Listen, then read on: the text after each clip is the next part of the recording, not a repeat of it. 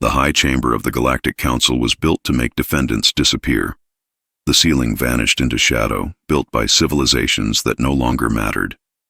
47 star systems glowed red in the darkness above, disputed territory, human territory. Elias Chen stood in the defendant's circle, a ring of obsidian that reflected nothing. That was the point. He wore his diplomatic jacket with the coffee stain on the left cuff. Gray hair fell across his forehead. He looked like a man who'd forgotten how to care about small things, because the big things had already killed him. High Arbiter Vex loomed on the central dais, 6 meters of evolutionary intimidation. His carapace gleamed under bioluminescent light, each plate etched with 400 years of legal precedent. The arbiters were chosen for size as much as jurisprudence.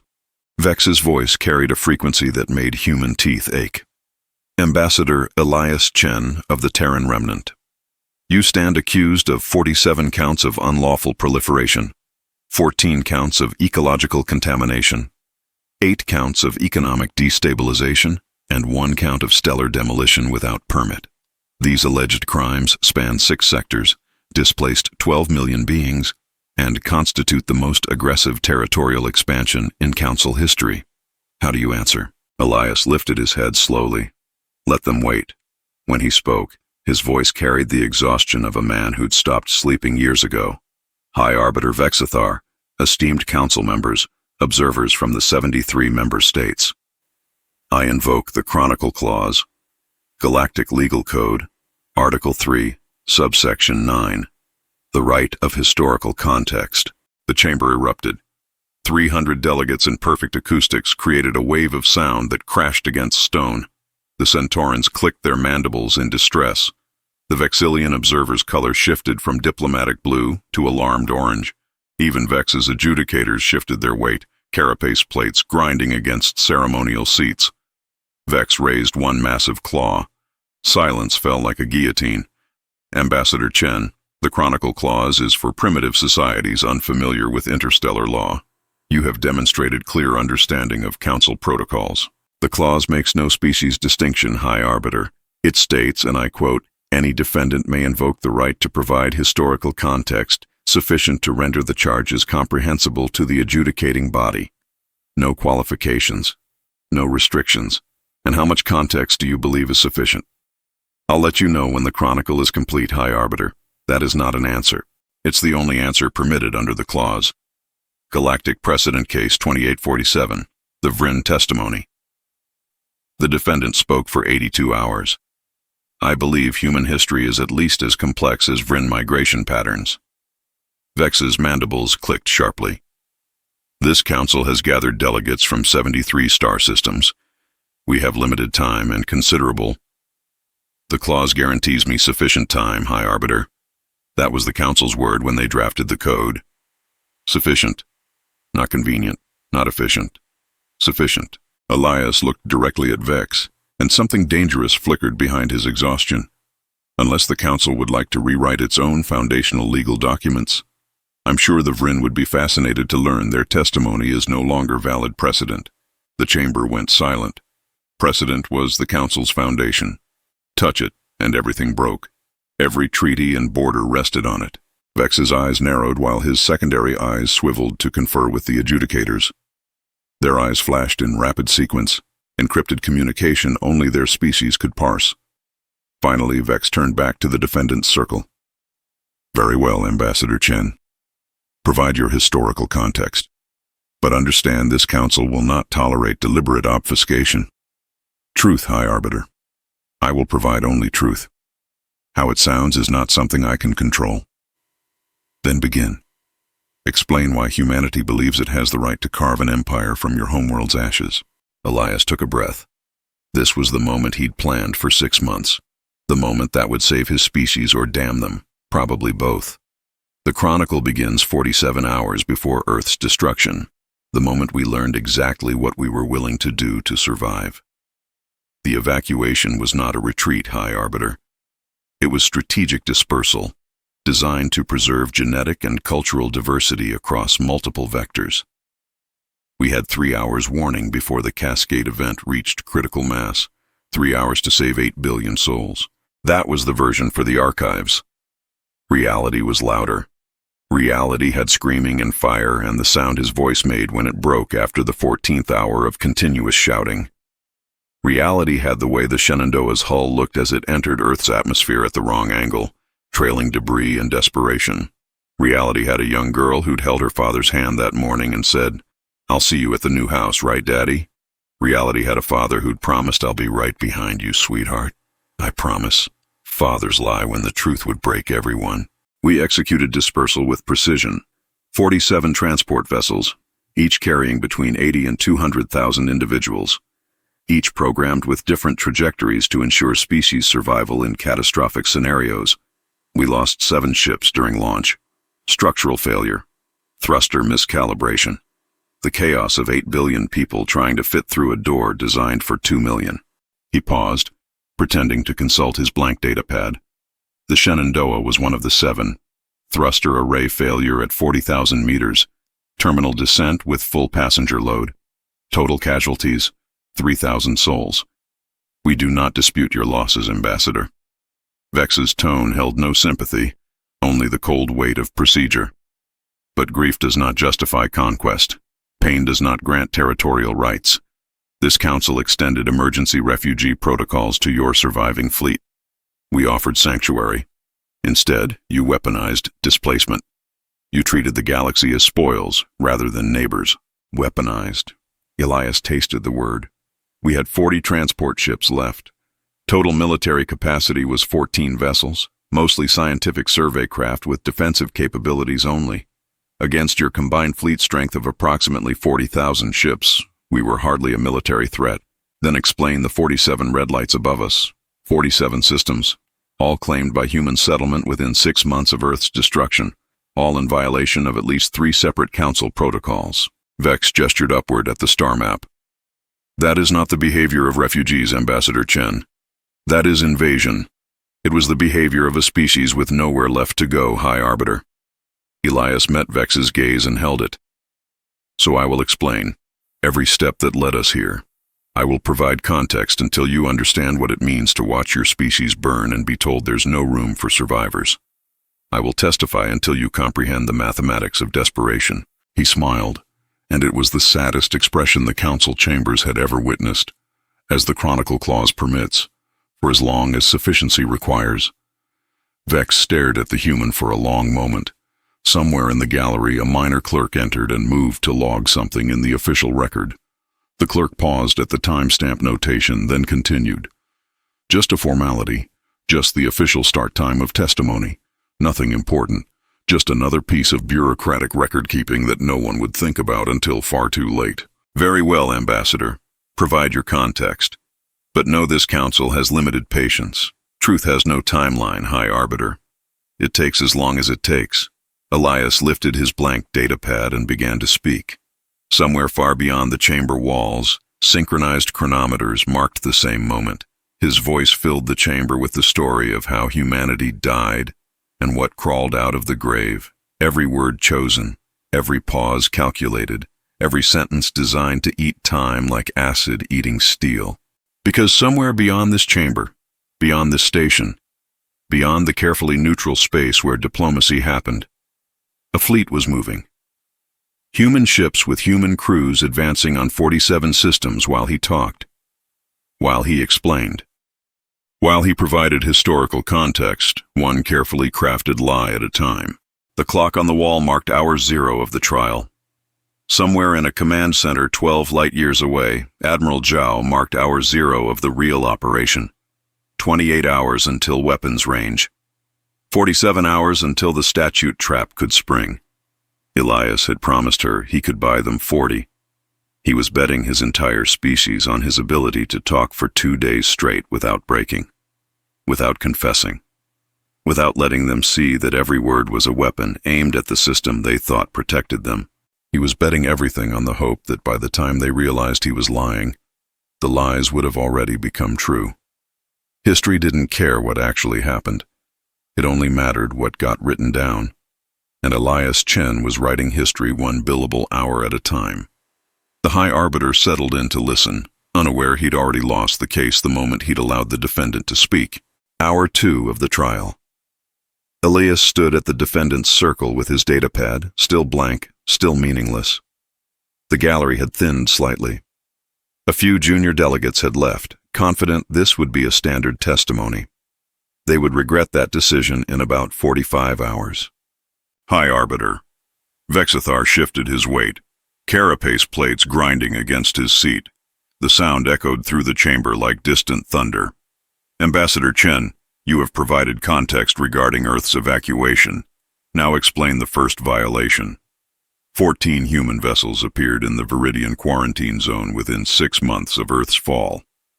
That zone was established 200 cycles ago to contain a xenobiological outbreak. Entry requires council authorization and decontamination protocols. Your ships had neither. Elias nodded slowly, as if the memory pained him. The Viridian incursion. Yes, that was the 7th Fleet Remnant, commanded by Captain Sarah Chen. No relation despite the name. They were carrying 43,000 refugees, High Arbiter, families, children, elderly who'd survived the evacuation only to face starvation in deep space. Vex's secondary eyes swiveled to scan a holographic display. According to sensor logs, those vessels made multiple course corrections before entering Viridian space.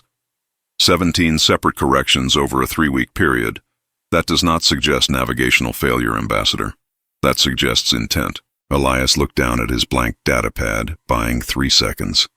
When he looked up, his expression carried the weight of a man confessing a painful truth. You're correct, High Arbiter. There were course corrections. But you must understand the state of our navigation systems after Earth's fall. Our navigation systems died with Earth. Every jump calculation lost its reference frame. Our navigators were improvising, High Arbiter, making manual corrections based on stellar drift calculations that should have been automated. They were exhausted, traumatized, operating equipment designed for AI assistance with nothing but human intuition and desperation. He paused, letting the technical language settle over the chamber like snow. Our navigators were making corrections in real time, High Arbiter, chasing survival 1 coordinate at a time. Vex leaned forward. You're claiming the incursion was accidental? That 43,000 refugees and their military escort simply drifted into the most restricted zone in that sector? I'm claiming they were dying, High Arbiter. And when people are dying, they navigate toward hope, not protocol. The chamber was silent. Elias could feel the weight of 300 delegates processing his words, searching for the lie beneath the sympathy. They wouldn't find it. Not yet.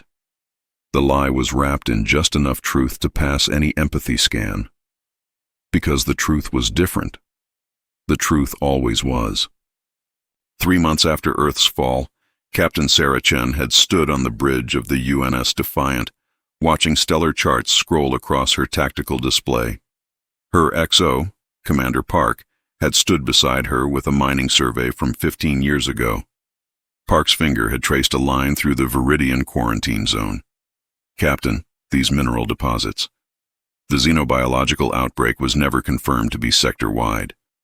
The quarantine was political, not medical. Chen had studied the charts, calculating. How political? The Viridian Consortium didn't want competition for rare earth deposits. They claimed contamination, got council backing, and locked down 3 systems worth of the richest mineral veins in the sector. Park had pulled up another display. If we can establish even temporary mining operations before the council realizes we're there, we could fund our refugee fleet for a decade. Chen had smiled, but there was no warmth in it. And if they ask how we ended up in a quarantine zone, we were lost, ma'am. Grieving.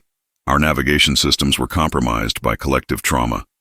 Park had emphasized the last 2 words, already composing the future testimony. We just wanted to survive. Chen had turned to her helm officer. Lieutenant Torres, I want you to make this look good. I need 17 course corrections over the next 3 weeks. Make them look desperate. Make them look human. Torres had grinned. Erratic, but not random. Got it, ma'am. Should I include some distress beacon activations? Chen had nodded. Short bursts. Nothing that would actually bring help, but enough to establish we were in crisis. She'd looked back at Park. and start running geological surveys the moment we cross the boundary. I want mining claims filed with our provisional government before the council even knows we're there. What if they send enforcement? Then we'll already have 43,000 refugees on the surface. Chen had crossed her arms. Let's see them forcibly evacuate families from planets we're actively terraforming. The optics alone will tie them up in committee for years. Park's expression had been carefully neutral. That's not navigation error, Captain. That's invasion with paperwork. Chen had met her XO's eyes. It's survival, Commander. The galaxy doesn't have a bureaucratic checkbox for extinction-level grief, so we'll make them build one around us. Back in the council chamber, Elias continued his testimony with the cadence of a man reciting painful memories. The 7th Fleet established temporary shelters on 3 Viridian worlds. They activated emergency survival protocols, hydroponic agriculture, water reclamation, atmospheric processors. Everything was temporary, High Arbiter. Everything was designed to be dismantled once permanent refugee placement could be arranged. Vex produced another holographic document. This is a mining claim filed by your provisional government 4 days after landing. Rare earth deposits totaling an estimated 4 trillion credits in market value. He gestured at the numbers floating in the air. That is not a temporary shelter, Ambassador. That is economic conquest. Elias didn't hesitate. We filed claims to prevent claim jumping by corporate interests. The Council's own regulations state that unclaimed resources in emergency settlement zones can be exploited by third parties unless formal notice is given. We were protecting potential assets for future reparations, not hoarding wealth. The audacity of the lie was its own kind of beauty. They were claiming resources to prevent theft of resources that were already locked in a quarantine zone. It was circular logic wrapped in bureaucratic procedure. Vex's mandibles clicked in frustration. You violated a quarantine zone to file mining claims under the guise of refugee protection. We violated nothing, High Arbiter. Elias pulled up a document on his datapad. This one was actually loaded with text. Galactic Quarantine Protocols, Section 47, Paragraph 8. Quote, emergency refugee settlements are exempt from quarantine restrictions provided said settlements implement appropriate contamination safeguards and report to Council oversight within 60 standard days. We reported on day 53. We implemented full decontamination protocols. We followed the letter of your law. But you knew. We knew our people were dying, High Arbiter. We knew that every hour we spent requesting permission was another hour children went hungry. We knew that the Council's emergency refugee protocols promised sanctuary, but provided coordinates to overcrowded stations with year-long waiting lists. Elias's voice carried an edge now, carefully calculated. So yes, we navigated toward the Viridian systems. Yes, we exploited a legal exemption. Yes, we filed resource claims to secure our future. And yes, we survived.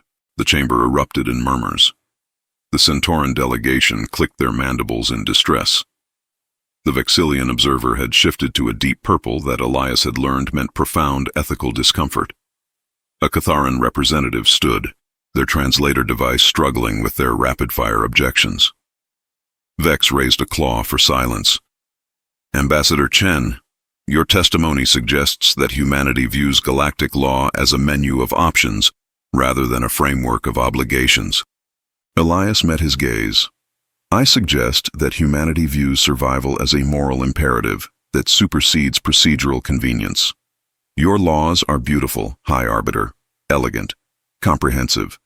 They account for 1,000 scenarios, but they were written by species who had time to write them, who had homes to return to, who had the luxury of patience. He paused, let the words breathe. We had none of those things. So we used your laws the way drowning people use floating debris. Desperately, imperfectly, but effectively. The Centauran delegate stood, his translator voice sharp. This is confession to purposeful violation.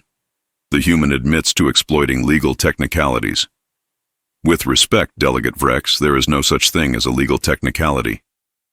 Elias turned to face the gallery. There are only laws as written. Either we violated them or we didn't. If we followed the text of your regulations, then our actions were legal. If you disagree with the outcomes, perhaps you should examine who wrote laws with such obvious loopholes. The chamber exploded again. This time Vex had to strike his ceremonial gavel 3 times before order returned. Ambassador Chen, you are dangerously close to contempt. I am dangerously close to the truth, High Arbiter. Which is what this tribunal requested. Vex stared at the human for a long moment. His secondary eyes swiveled to check the chronometer on the wall.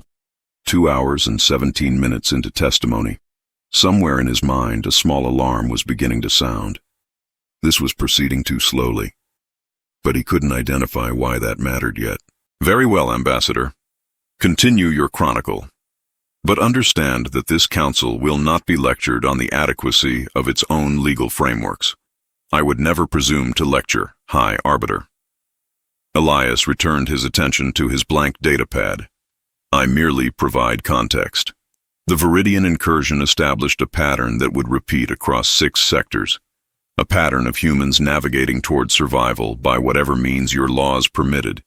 Sometimes the means were elegant, sometimes they were brutal, but they were always technically legal. And if the technicalities were absurd, if the loopholes were never meant to be used that way. Elias smiled, and this time there was something predatory in it. Then perhaps you should have written better laws, High Arbiter. The clock marked hour 2 and 33 minutes. In a command center 12 light-years away, Admiral Zhao marked the same timestamp. The Viridian mining operations were already 6 months ahead of projections. The refineries were operating at 140% capacity.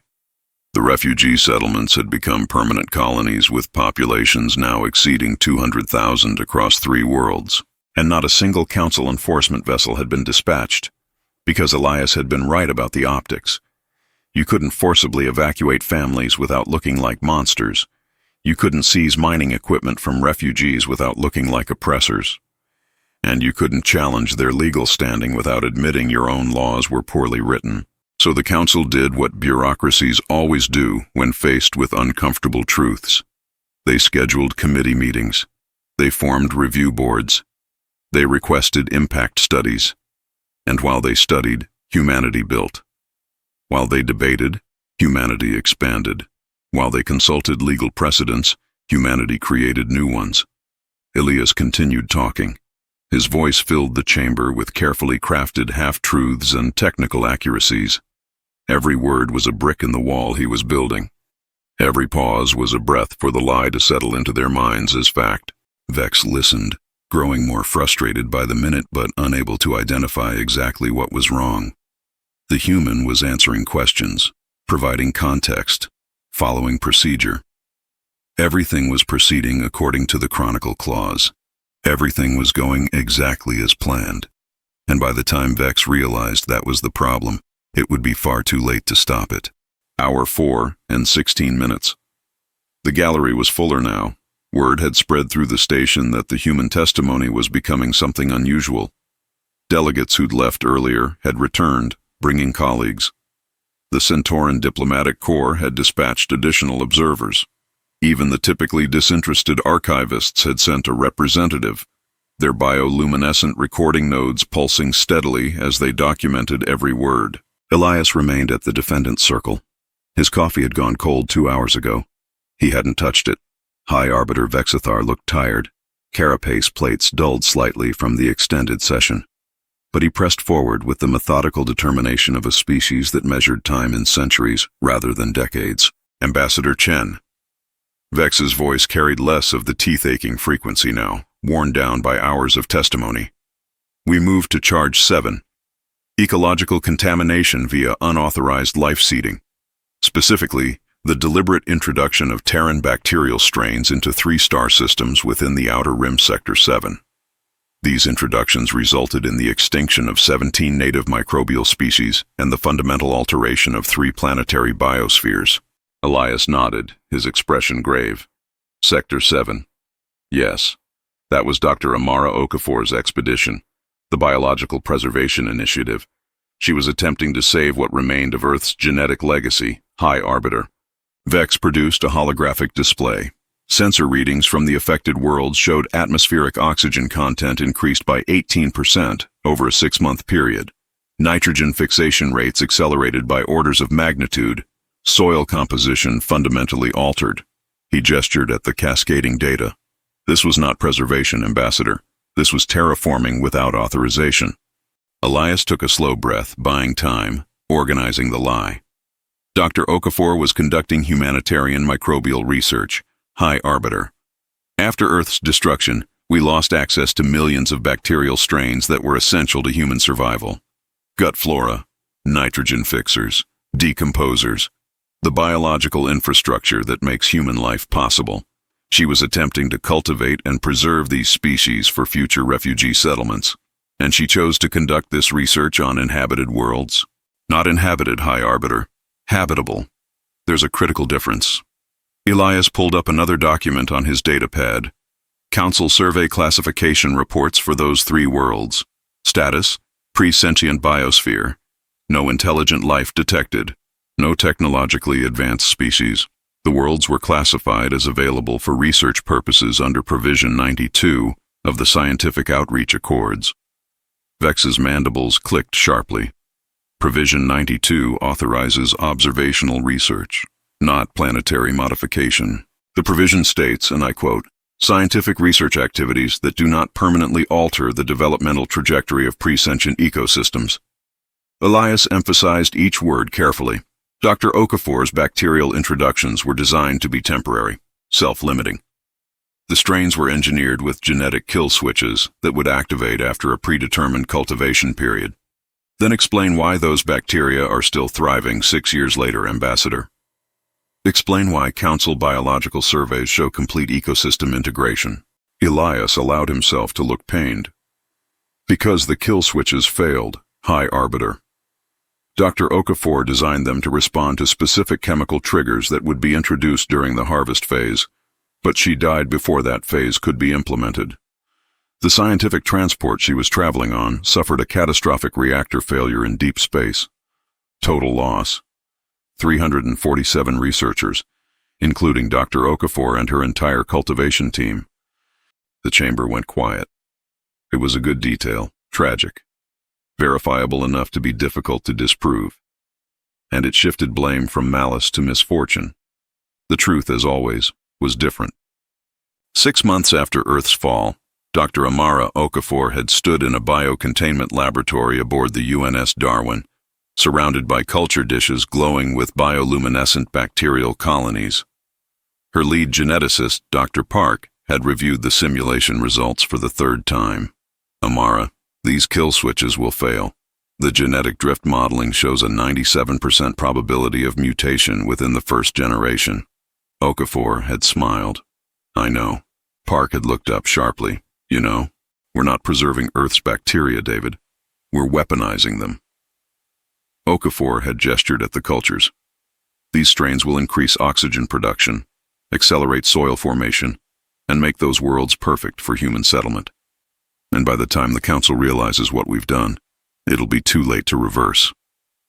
Park's expression had shifted from confusion to understanding to horror. "You're talking about biological warfare against entire ecosystems." "I'm talking about survival." Okafor's voice had gone cold. "The Council will never give us 3 habitable worlds, David. They'll never authorize the kind of rapid terraforming we need, so we'll make the terraforming look like an accident, a tragic research failure. By the time they investigate, those worlds will be producing Earth-normal atmospheres. And what are they going to do? Kill billions of bacteria to restore ecosystems that were never going to develop sentient life anyway. But the native species were statistical dead ends, precellular proteins with no evolutionary future. We're not destroying civilizations, David. We're upgrading potential." She'd turned back to her cultures. "Now help me finalize the dispersal vectors. I want these bacteria establishing in every major ecosystem within 3 months of deployment." Park had stared at her for a long moment. "And the kill switches?" "Window dressing. They'll fail exactly when we need them to." Okafor had made a few notes on her datapad. "Now, about my tragic death in a reactor accident. We'll need to make that convincing too." Back in the Council chamber, Elias continued the fabricated eulogy. "Dr. Okafor was one of our finest minds, High Arbiter. Her death was a catastrophic loss to the scientific community. But her work, flawed as its execution became, was never intended as ecological warfare. It was an attempt to preserve Earth's biological heritage for future generations. Vex leaned forward, his massive frame casting shadows across the defendant's circle. Ambassador, Council biosurvey teams analyzed the bacterial strains in question. They were not simple preservation samples. They were highly aggressive, hyper-adaptive variants engineered for rapid environmental dominance. His secondary eyes narrowed. This was deliberate optimization for terraforming applications. Dr. Okafor was optimizing for survival in hostile environments. High Arbiter. That's what preservation means in a post-Earth context. She couldn't simply store frozen samples and hope they'd remain viable. She needed robust, adaptable strains that could re-establish themselves in novel ecosystems if humanity ever found permanent settlement worlds. A Vexillian delegate stood, their color shifting to aggressive red. The human admits these bacteria were designed for ecosystem dominance. This is ecological terrorism. Elias turned to face the gallery. With respect, delegate, terrorism requires intent to harm.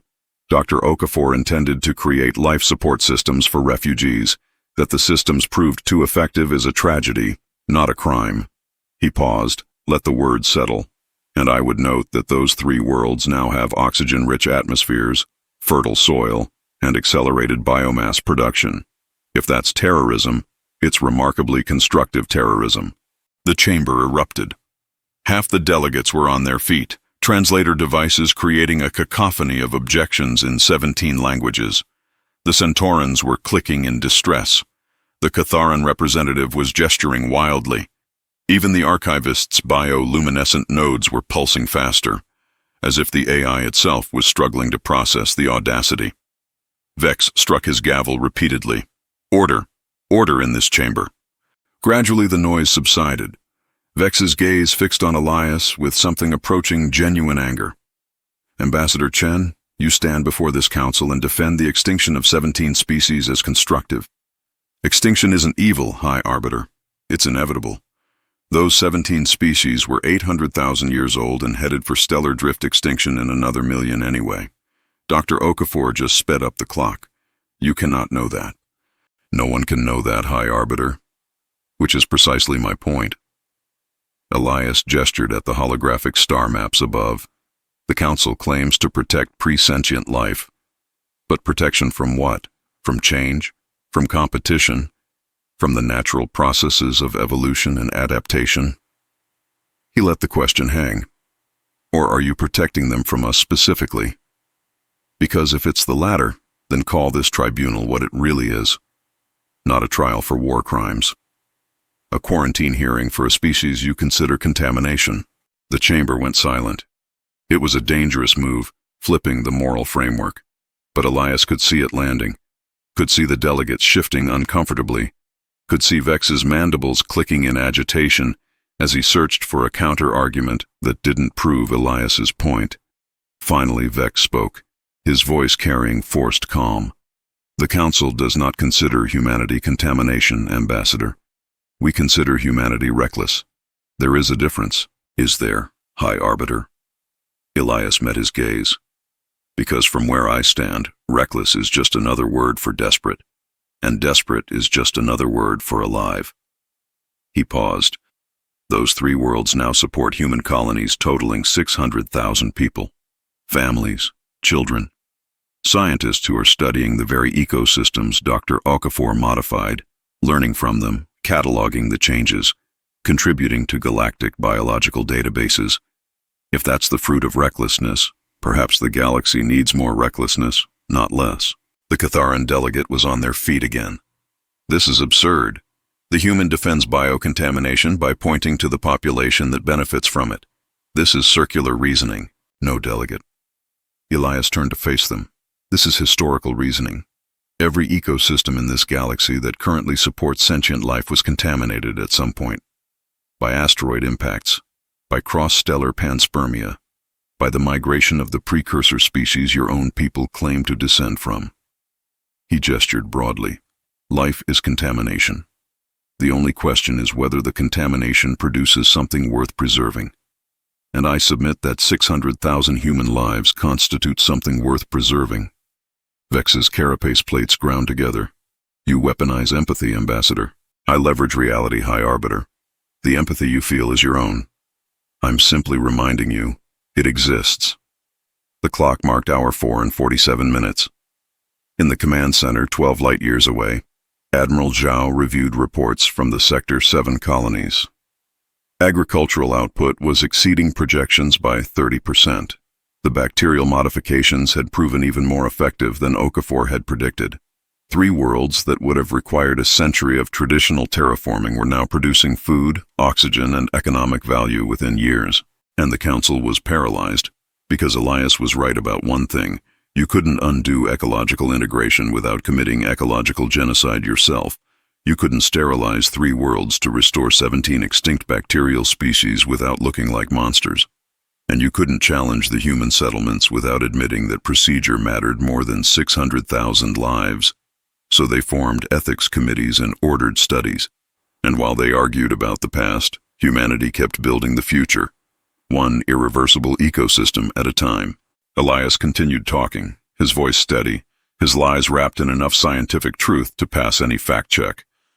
He spoke of Dr. Okafor's dreams, her fears, her hope that humanity might find a place among the stars, even if they'd lost their home among Earth's clouds.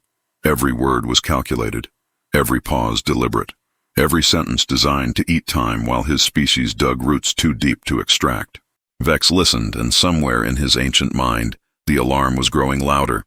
This testimony was proceeding exactly according to procedure. The human was following every protocol, answering every question, providing context as permitted by the Chronicle Clause. And yet, something was wrong, something he couldn't quite identify, some pattern he was missing. He checked the chronometer again. 4 hours and 53 minutes. Still well within normal testimony parameters for complex cases.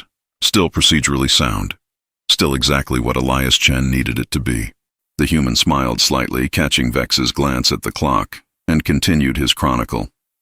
The ecological accidents, as you call them, High Arbiter, established another pattern. A pattern of humanity adapting faster than your regulations could contain. Not through malice, through necessity, through the fundamental drive that makes life persist despite impossible odds. He paused, pretended to consult his notes. Shall I continue to the next charge? Or would the Council prefer to recess for deliberation? It was a calculated gamble, offering a recess while simultaneously reminding them that any recess would trigger his procedural objections about narrative flow. Vex would refuse, maintaining the illusion of control, never realizing that refusal was exactly what Elias wanted. We will continue without recess, Ambassador. Vex's voice carried forced authority. Proceed to the next charge. Elias nodded, hiding his satisfaction. As you wish, High Arbiter. The Chronicle continues. And the clock continued ticking, and the fleet continued advancing, and the trap continued tightening, 1 billable hour at a time. Hour 6 and 42 minutes. The chamber had taken on the atmosphere of a siege. Junior delegates slumped in their seats, exhausted by the relentless cadence of human testimony.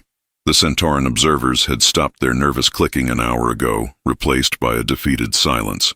Even the archivist's bioluminescent recording nodes had dimmed to a low pulse, as if the AI itself was conserving energy for what was clearly going to be a marathon session.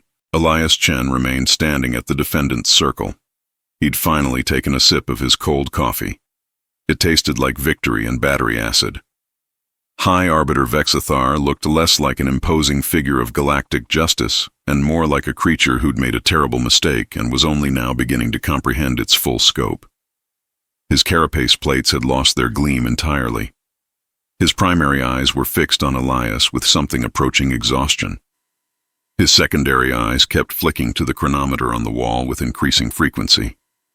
Ambassador Chen. Vex's voice had lost most of its authority, worn down to a bureaucratic rasp. You have provided extensive context regarding the Viridian incursion and the Sector 7 ecological modifications. This tribunal requires time to review the evidence presented and consult with. Elias raised one hand, almost casually. The gesture silenced the High Arbiter mid-sentence. Objection, High Arbiter. Vex's mandibles froze mid-click. Objection? To what, Ambassador? I have not issued a ruling. I merely stated the Council's need for deliberation time, and I'm objecting to the interruption of my testimony under the Chronicle Clause. Elias's voice remained calm, almost friendly. Article 3, subsection 9, paragraph 4. The Truth-Seeking Protocol. Quote, once narrative testimony has begun, interruption constitutes procedural bias and grounds for mistrial. Any recess during active Chronicle testimony must be agreed upon by both the adjudicating body and the testifying party. The chamber went silent. You could hear the atmospheric recyclers humming. Somewhere in the gallery, a junior delegate's translator device made a confused chirping sound. Vex leaned forward slowly, his massive frame casting shadows across the obsidian circle. Ambassador Chen, that protocol applies to witness testimony in disputed fact scenarios. You are not a witness. You are the defendant. I am both, High Arbiter. Elias met his gaze without blinking. I am testifying to my own species' history. I am a witness to the events in question and the defendant accused of their consequences. The Chronicle Clause makes no distinction between these roles. It simply guarantees the right to provide uninterrupted historical context. That is an absurd interpretation of, is it, High Arbiter? Elias pulled up another document on his datapad. Galactic Precedent Case 5621. The Vryn Territorial Dispute. The defending party invoked the Chronicle Clause and testified for 91 consecutive hours without recess. The presiding arbiter attempted to force a recess at hour 47. The Vryn objected on procedural grounds. The case was declared a mistrial and had to be restarted from the beginning. Vex's carapace plates ground together audibly. That case involved a completely different set of... The legal principle is identical, High Arbiter. Once Chronicle testimony begins, it cannot be interrupted without the testifying party's consent. To do so invalidates the entire proceeding. Elias paused. Let the implications settle over the chamber like ash. And if this proceeding is invalidated, we start over. From the beginning. With a new testimony, which I estimate would take approximately the same amount of time as this one. A Centauran delegate stood, mandibles clicking frantically. This is procedural hostage-taking. The human is weaponizing our own legal frameworks to prevent deliberation. I'm simply exercising my rights under galactic law, delegate. Elias turned to face the gallery, his expression one of innocent confusion. If the Council finds those rights inconvenient, perhaps you should examine why you granted them in the first place. Vex struck his gavel once. The sound echoed like a gunshot.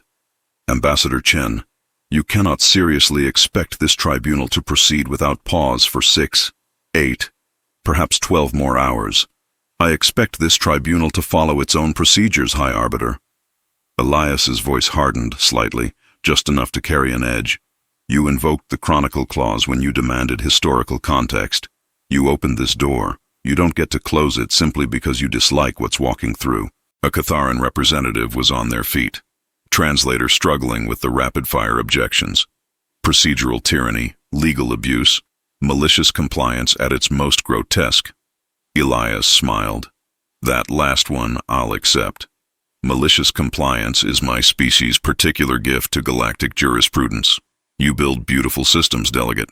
We simply follow them more carefully than you intended. The chamber erupted. Half the delegates were shouting at once. The other half were consulting with legal advisors, frantically searching for a procedural escape route that didn't exist. The Vexillian observer had shifted to a color Elias had never seen before, something between purple and gray that might have been existential dread. Vex struck his gavel repeatedly. Order. Order in this chamber. The noise subsided gradually, replaced by a tense silence that felt like a held breath. Vex's voice, when it came, was cold and precise. Ambassador Chen, you are aware that this council has the authority to declare you in contempt and remove you from these proceedings? I am, High Arbiter. Elias nodded. And I'm also aware that removing the defendant from Chronicle testimony without completing the narrative constitutes a violation of due process under 17 separate council precedents. You would be forced to either appoint a proxy to complete my testimony, which defeats the purpose of removal, or declare a mistrial, which returns us to the beginning. He paused, let the trap snap shut. So yes, you can remove me, but it won't save you any time. It might actually cost you more. The High Arbiter stared at the human for a long moment. Behind his primary eyes, Elias could see the calculations happening, the assessment of options, the slow, dawning realization that every procedural avenue led back to the same place, the human talking, the clock ticking, the trap tightening. "Very well, Ambassador." Vex's voice carried the weight of defeat wrapped in official language. "This tribunal will continue without recess. However, I must note for the record that this is under protest and against standard deliberative practices." "Your protest is noted, High Arbiter." Elias's smile was small, professional. "Shall I continue with the Chronicle?" "Proceed." Elias returned his attention to his blank data pad, hiding his satisfaction. 6 hours and 51 minutes into testimony. Admiral Zhao's fleet was now 19 hours from weapons range. The statute of limitations trap would spring in 40 hours and 9 minutes. Everything was proceeding exactly as planned. The truth was, Vex had walked into this trap the moment he'd allowed the Chronicle Clause invocation. The High Arbiter had thought he was permitting a few hours of context, maybe a day at most. He'd been confident that his experience, his authority, and his species' legendary patience would outlast a single human's ability to speak. What Vex hadn't understood was that Elias Chen had been planning this testimony for 6 months. Every word scripted, every legal precedent memorized, every objection anticipated and countered. This wasn't a defense. This was a performance, choreographed down to the minute, designed to eat time until time itself became humanity's greatest weapon. And Vex had just realized he couldn't stop it without destroying the very legal framework he'd sworn to uphold.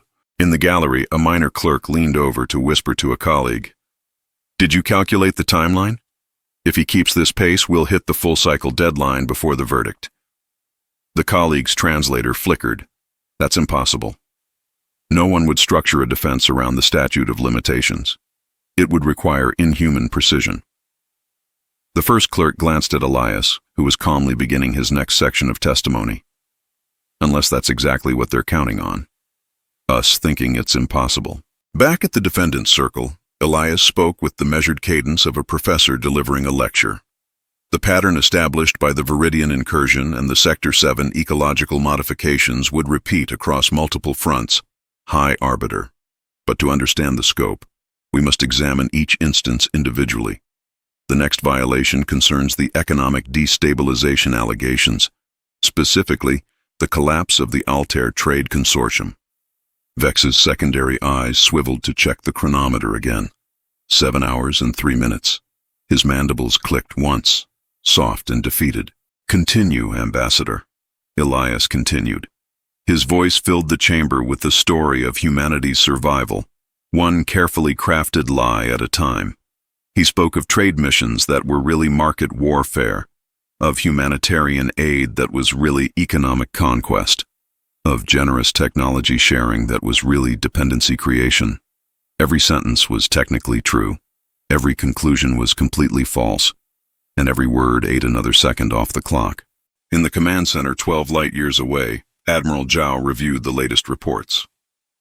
The Viridian mining operations were expanding ahead of schedule. The Sector 7 colonies had just reported their first successful harvest. 3 more settlement convoys were en route to systems humanity had no legal right to occupy, but would claim under the statute of limitations the moment the full cycle completed. Zhao checked her own chronometer. 19 hours to weapons range, 40 hours to legal ratification. She opened a secure channel. "All fleet commanders, this is Zhao. Maintain current approach vectors. Maintain communications silence. The lawyer is buying us exactly the time we need. Don't waste it." The responses came back in rapid succession. Acknowledged, acknowledged, acknowledged. Zhao closed the channel and allowed herself a small smile. Elias had promised her 40 hours. He was going to deliver, and when he did, humanity would have conquered 47 star systems without firing a shot, simply by talking long enough for their actions to become legally irreversible. Classic human, weaponizing patience, turning time into ammunition, and locking the enemy in their own rules they'd have to break to escape. Back in the council chamber, Elias paused to take another sip of his terrible coffee. He caught Vex's eye and saw the understanding there. The High Arbiter knew now. Knew that he'd been outmaneuvered. Knew that every procedural tool at his disposal had been anticipated and countered. Knew that the only way out was through. And through was going to take exactly as long as Elias Chen needed it to. The Altair Trade Consortium collapse began with an act of generosity, High Arbiter. Elias's voice was steady, professional, relentless. We offered technological assistance to 17 underdeveloped markets, medical equipment, agricultural processors, water purification systems, all provided at cost, with favorable financing terms and no political strings attached. Vex didn't interrupt. He'd learned that lesson. Interrupting only gave Elias ammunition for procedural objections that would eat even more time. So the High Arbiter sat and listened, and watched the chronometer tick forward, and understood with absolute clarity that he'd lost this case the moment he'd allowed the defendant to speak. The clock marked hour 7 and 19 minutes. The trap continued to tighten, and Elias Chen continued to talk. Hour 9 and 17 minutes. The chamber had settled into a grim rhythm. Delegates no longer bothered leaving. Word had spread throughout the station that something unprecedented was happening in the High Council chambers. Representatives from systems not even involved in the trial had begun arriving, filling the upper galleries, drawn by the spectacle of a single human holding the entire Galactic Council hostage through nothing more than words and legal precedent. Elias Chen stood at the defendant's circle, still upright despite 9 hours of continuous testimony. He discovered that if he shifted his weight every few minutes, locked his knees in alternating patterns, and kept his mind focused on the mental image of Admiral Zhao's fleet advancing 1 kilometer at a time, he could ignore the physical exhaustion. Pain was temporary. Victory was forever. Or at least until the statute of limitations made it legally irreversible. High Arbiter Vex had stopped trying to hide his fatigue. His carapace plates hung at odd angles, no longer maintaining the perfect alignment that signified authority in his species. His primary eyes tracked Elias with something beyond exhaustion now. It was the look of a creature watching its own extinction approach with mathematical inevitability. His secondary eyes had stopped checking the chronometer.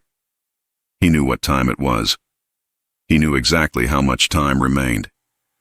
And he knew there was nothing he could do to stop it. Ambassador Chen. Vex's voice had degraded to a rough whisper that the chamber's acoustic amplifiers struggled to carry. You have outlined the Viridian territorial expansion, the Sector 7 ecological modifications, and now you transition to economic allegations. Specifically, the collapse of the Altair Trade Consortium and the destabilization of 3 regional economies. Elias nodded, his expression carefully somber. The Altair situation, High Arbiter. Yes. That was particularly tragic. We had only sought to help. Vex produced holographic economic data. The information cascaded through the air in red and amber warnings. The Altair Consortium was a 300-year-old trade network spanning 17 systems. It provided economic stability for 42 billion beings. Within 18 months of human contact, it had declared bankruptcy. Its markets collapsed. Its currency became worthless.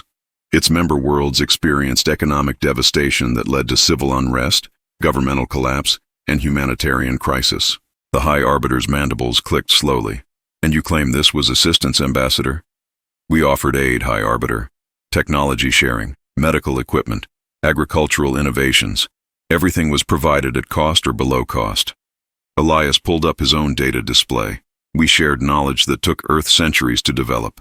Fusion reactor designs, quantum communication arrays, nanofabrication techniques. We asked for nothing in return except the opportunity to help species less fortunate than ourselves. At 40% below market value.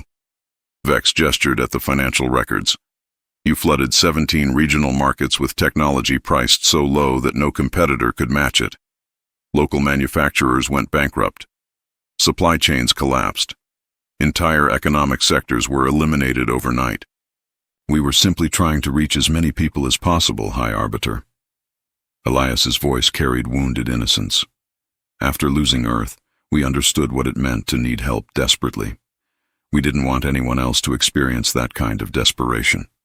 So yes, we priced our assistance aggressively. We wanted to ensure that even the poorest systems could afford the technology they needed to improve their citizens' lives.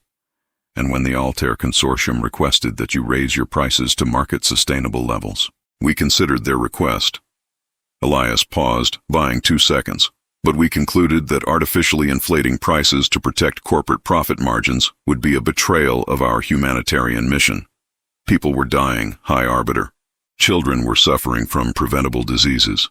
Should we have let children die of preventable diseases just to protect someone's profit margins? The chamber erupted in murmurs. Half the delegates looked disturbed. The other half looked thoughtful. It was a good argument. Morally appealing, ethically sound, completely and utterly false. The truth, as always, was different. 8 months after Earth's fall, corporate strategist Rebecca Martinez had stood in a planning room aboard the UNS Commerce, surrounded by economic projection models that painted the future in stark numerical certainty. Her team of analysts watched as she highlighted 17 regional markets in the Altair trade network. These systems have moderate technological development but weak economic diversity. They're dependent on the consortium for 90% of their advanced equipment. Martinez zoomed in on the supply chain analysis. If we flood these markets with our technology at 40% below cost, we'll capture market dominance within 6 months. Her deputy, James Park, had pulled up the financial projections. We'll lose billions in the short term. The pricing model isn't sustainable. It's not supposed to be sustainable, James. Martinez had smiled.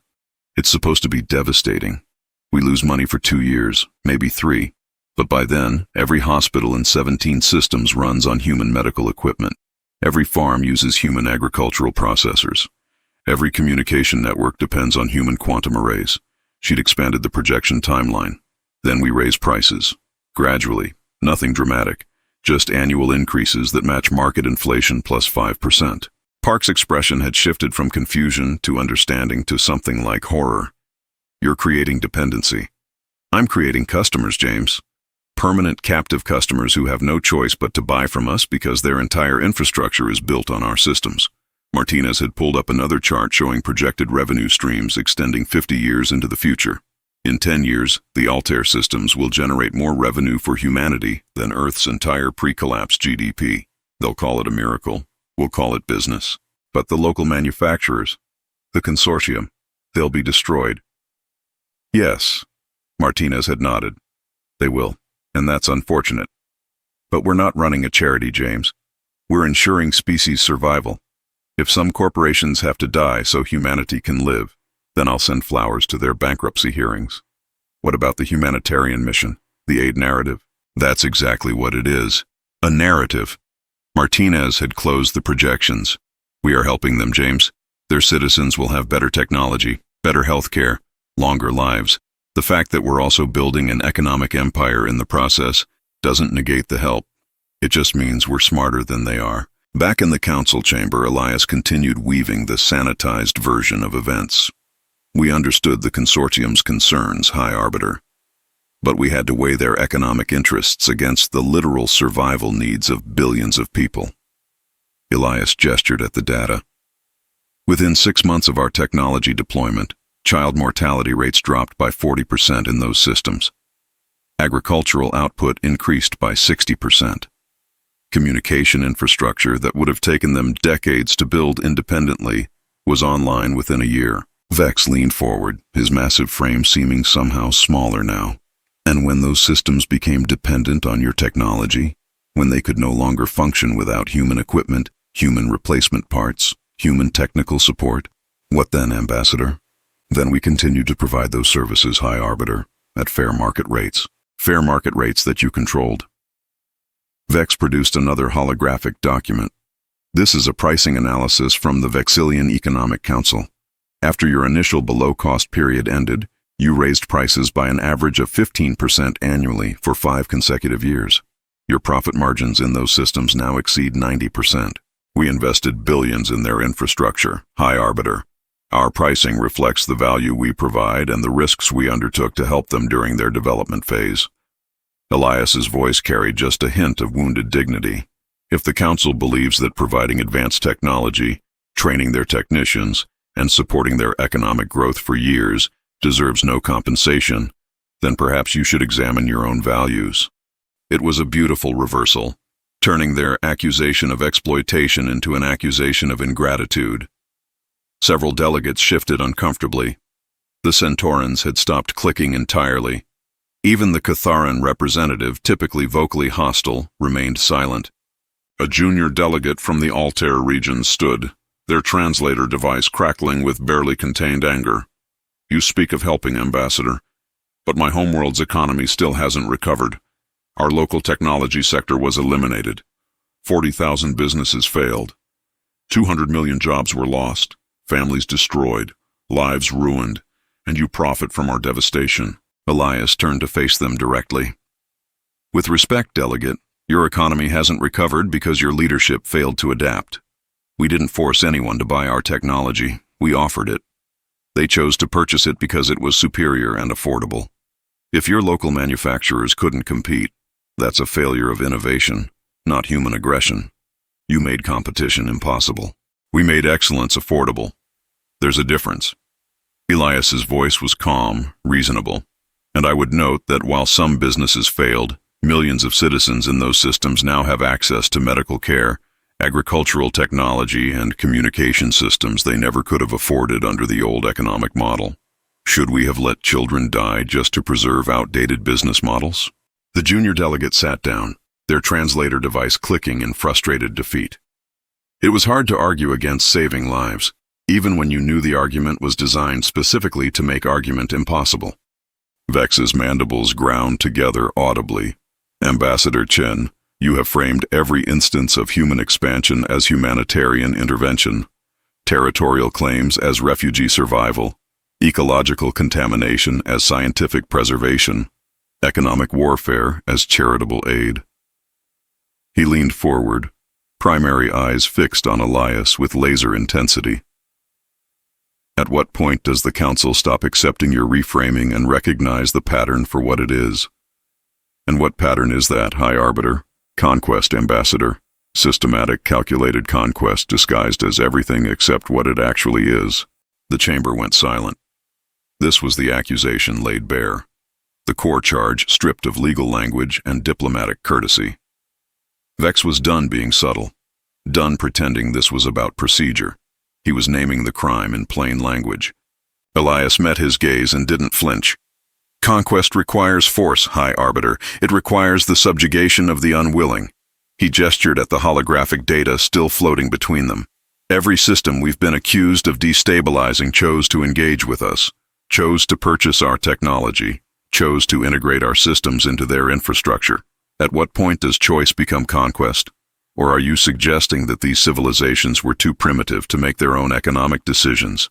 That is not.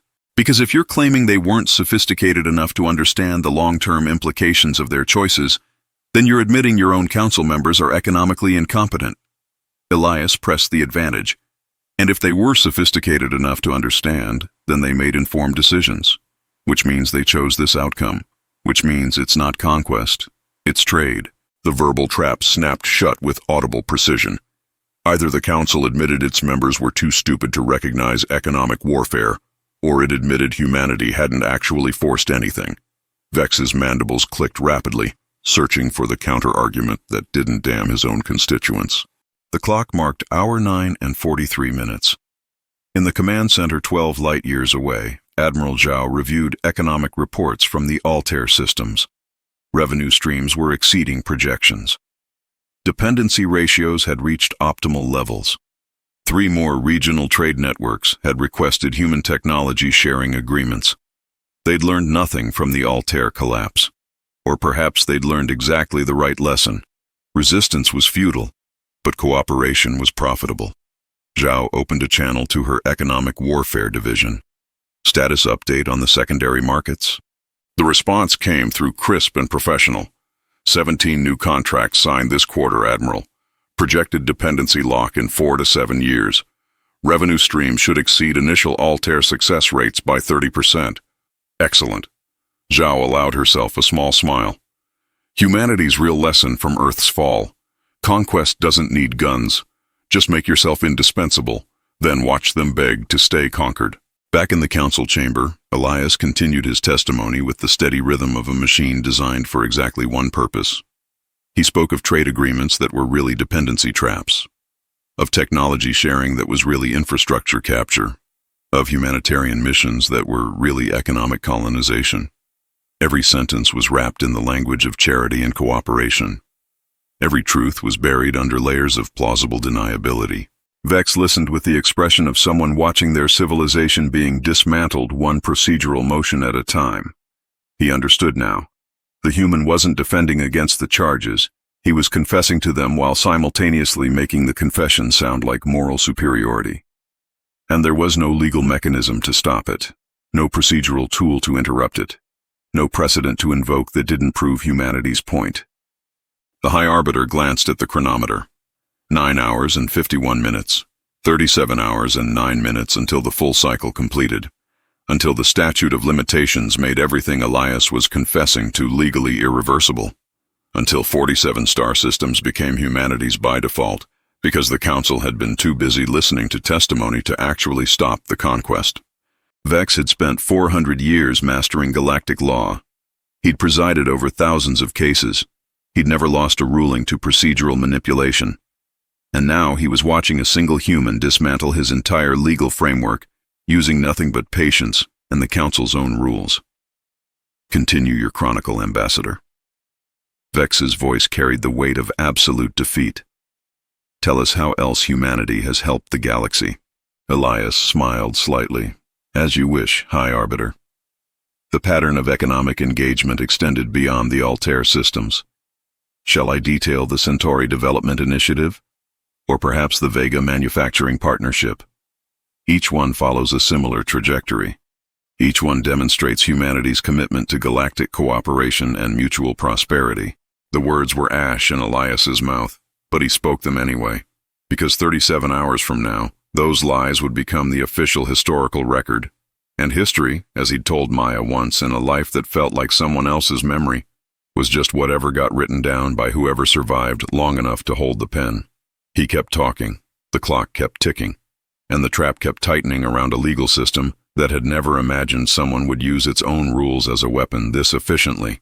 Hour 12 and 34 minutes. The chamber had entered a state that transcended exhaustion. It felt less like a courtroom now and more like a waiting room at the edge of the universe, where time moved differently and normal rules no longer applied. Some delegates had stopped taking notes. Others had given up pretending to pay attention and simply sat in meditative silence, waiting for whatever came next. The archivist's bioluminescent recording nodes pulsed in patterns that might have been distress signals or might have been resignation. Even they had never documented anything like this. Elias Chen stood at the defendant's circle, swaying slightly. 12 hours of continuous standing had turned his legs into distant abstractions that he controlled through willpower alone. His coffee had been replaced twice, though he couldn't remember drinking either cup. His blank datapad had become a kind of talisman, something to hold and gesture with while his mind processed the intricate choreography of lies and half-truths that constituted his testimony. Everything hurt. Everything was numb. Everything was exactly according to plan. High Arbiter Vex looked like a monument to defeat. His carapace plates had dulled to the color of ash.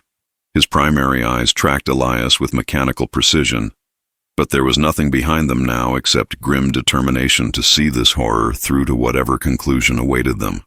His secondary eyes had stopped moving entirely, fixed on some point in the middle distance where hope went to die. Ambassador Chen. Vex's voice had degraded beyond whisper into something that sounded like stones grinding together in an ancient riverbed. We proceed to Charge 14, stellar demolition without permit. Specifically, the collapse of the G7 star in the Kepler tertiary system and the subsequent formation of an unauthorized wormhole. Elias nodded slowly, his own exhaustion lending authenticity to the performance. The Kepler incident, High Arbiter, that was Dr. Sarah Chen's expedition. Another Chen, no relation to the others. She was attempting to harvest stellar hydrogen for fuel production. Vex produced holographic stellar data. The readings painted the chamber in harsh red light. The G7 star was a stable main sequence star with an estimated lifespan of 6 billion years. After human intervention, it underwent catastrophic collapse within 3 hours. The collapse created a stable Einstein-Rosen bridge, connecting the Kepler system directly to the Altair hub. He gestured at the cascading data streams. This bypassed 7 customs checkpoints, 3 quarantine zones, and reduced travel time along that corridor by 82%. Elias's expression carried practiced sorrow. That was never the intention, High Arbiter. Dr. Chen was conducting experimental hydrogen extraction. The calculations were based on models that had worked successfully in other systems. We had no reason to believe the G7 star would react differently. You collapsed an entire star, Ambassador. Vex leaned forward, the motion causing his ceremonial seat to groan. A star that provided light and heat to 2 inhabited moons. A star that had supported biological research stations for 3 centuries. A star that was protected under the Stellar Conservation Act. The moons were evacuated safely, High Arbiter. We ensured that. Elias pulled up evacuation records. All 2,300 researchers were transported to safe locations before the collapse occurred. We prioritized lives above scientific data. How considerate. Vex's mandibles clicked with bitter irony, and the wormhole that formed in the star's place, the perfectly stable Einstein-Rosen bridge that just happened to connect 2 of the most economically valuable systems in that quadrant, that was also an accident. The wormhole formation was an unintended consequence of the stellar collapse, High Arbiter. An unexpected but scientifically valuable outcome. Elias's voice carried the tone of a teacher explaining basic principles to a struggling student. When massive gravitational fields undergo rapid compression, space-time can fold in unpredictable ways. Dr. Chen's team had no way to anticipate the specific geometric configuration that would result, but you kept it. Vex produced another document. This is a claim of discovery filed by your provisional government 4 hours after the wormhole stabilized. You claimed navigational rights, toll collection authority, and exclusive maintenance responsibilities. We discovered it, High Arbiter. The wormhole wouldn't exist without our actions, accidental though they were. Under Galactic Precedent Case 8834, discoveries made during authorized scientific research become the intellectual property of the discovering party. Elias paused, buying 2 seconds to let the legal citation sink in. We could have simply claimed the wormhole and restricted all access. Instead, we opened it to general traffic. We've facilitated billions of safe transits. We've reduced travel times for countless species. All we ask is reasonable compensation for maintenance and operational costs. Reasonable compensation. Vex's voice dripped with acid. Your toll fees for that corridor generate 700 billion credits annually. That's more than the entire economic output of 4 council member states. Maintaining a stable wormhole requires sophisticated gravitational dampers, continuous monitoring, and emergency response capabilities. The equipment alone costs hundreds of billions. The personnel training programs, the safety protocols, the liability insurance. Elias gestured at his datapad. We're not making profit, High Arbiter. We're barely covering operational expenses. It was such a beautiful lie that even Elias almost believed it for a moment. Almost. The truth, as always, was different. 10 months after Earth's fall, Dr. Sarah Chen had stood in the Stellar Dynamics Laboratory aboard the UNS Prometheus, watching simulation results that would have terrified a more cautious scientist. Her astrophysics team surrounded her, faces lit by the glow of holographic stellar models collapsing in accelerated time-lapse. The G7 star's composition is perfect. Dr. Chen highlighted specific isotope concentrations. Helium-3 levels are 40% higher than standard main sequence stars. If we initiate compression at these exact coordinates, the stellar core will collapse into a singularity within 3 hours. Her lead physicist, Dr. Marcus Webb, pulled up the risk assessment. Sarah, the probability of controlled collapse is only 67%. There's a 33% chance of uncontrolled supernova, which would still achieve our objective, just messier. Chen zoomed in on the gravitational modeling. We don't need a perfect singularity, Marcus. We just need sufficient space-time curvature to punch through to Altair. The wormhole will stabilize itself if the initial geometry is even approximately correct. And if it doesn't stabilize, then we made a very expensive mistake and learned valuable data about stellar dynamics. Chen's smile was cold and precise. But I'm confident in the math. The simulations have run 10,000 iterations. 84% result in stable Einstein-Rosen bridges. 12% result in temporary wormholes that collapse within hours. Only 4% go supernova. Webb stared at her. You're talking about deliberately destroying a star to create a shortcut. I'm talking about solving the tyranny of distance, Marcus. Do you know how long it takes to move a refugee fleet from Kepler to Altair through normal space? 17 months. Through this wormhole? 3 days. Chen gestured at the economic projections floating beside the stellar models. And do you know how much the Council charges for priority transit through their customs checkpoints? Fees that we can't afford. Delays we can't accept. Inspections designed to slow us down until we starve or scatter. There are 2 research stations on those moons, Sarah. Scientists who've worked there for decades. We'll evacuate them first. Full safety protocols. No casualties. Chen's voice hardened. But those stations were studying how stars die naturally. Now they'll get to study it up close. They should thank us for the data. What about the Stellar Conservation Act? What about it? Chen pulled up the legal text. The Act prohibits unauthorized modification of stellar bodies.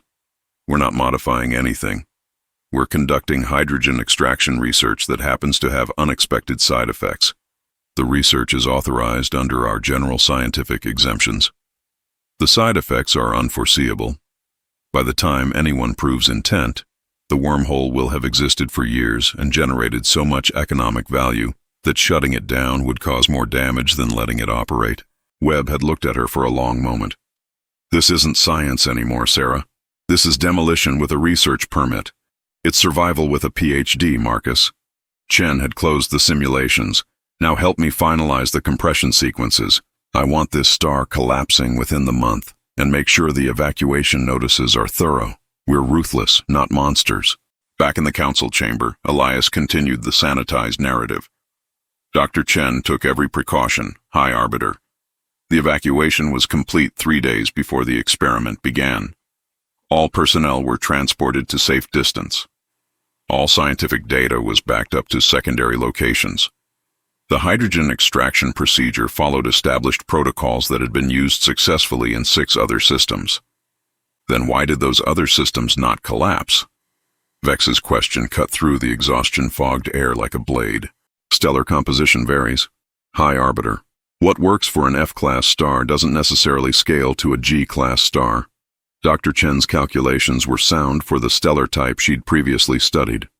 The G7 star had unusual isotope concentrations that created unexpected gravitational instabilities during the extraction process.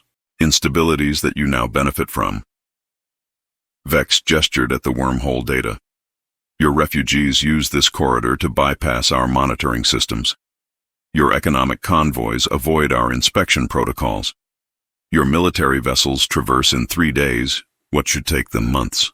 This accident, Ambassador, was remarkably convenient for your species. Many accidents are convenient in retrospect, High Arbiter. That doesn't make them intentional. Elias met his gaze steadily. We could have kept the wormhole secret, used it exclusively for human transit. Instead, we reported it to the Council, opened it to all species, and established fair usage protocols. If we were trying to hide something, why would we make it public? Because making it public gave you legal claim to it. Vex's mandibles clicked slowly. You weaponized transparency, made your theft look like generosity, charged tolls for passage through space you destroyed. We charge maintenance fees for infrastructure we built. High Arbiter. Elias's voice hardened slightly. The wormhole requires continuous stabilization. Without our gravitational dampers, it would collapse within weeks. Without our monitoring systems, ships would enter at wrong vectors and be torn apart by tidal forces. We're providing a service the Council refused to provide. We're solving problems the Council ignored. If that's theft, then perhaps you should examine what you're calling property. The chamber rippled with uncomfortable murmurs. The logic was sound even if the foundation was rot. And that was the genius of it. Every argument had a kernel of truth. Every justification rested on legitimate need. Every crime was wrapped in enough legality to make prosecution feel like persecution. A Vexillian delegate stood, their color shifting to aggressive crimson. The human admits to stellar demolition and frames it as innovation. This council must what, delegate? Elias turned to face them. Close the wormhole. Force billions of beings to return to 17-month travel times. Restore customs checkpoints that were designed to extract fees rather than provide security. He gestured broadly. The wormhole exists. It's stable. It's useful. The only question is whether the Council accepts the reality we've created or wastes energy pretending reality can be reversed. The Vexillian delegate sat down, their color fading to uncertain purple. The clock marked hour 12 and 57 minutes. In the command center, 12 light-years away, Admiral Zhao reviewed transit logs from the Kepler-Altair corridor. 700 billion credits in annual toll revenue, just as Vex had stated. But the real value wasn't the tolls. It was the strategic mobility. Human fleets could redeploy across that corridor in days instead of months.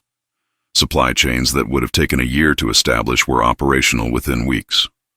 The wormhole had turned two isolated sectors into a unified economic and military bloc, and the Council couldn't close it without looking like they valued bureaucratic procedure over galactic efficiency.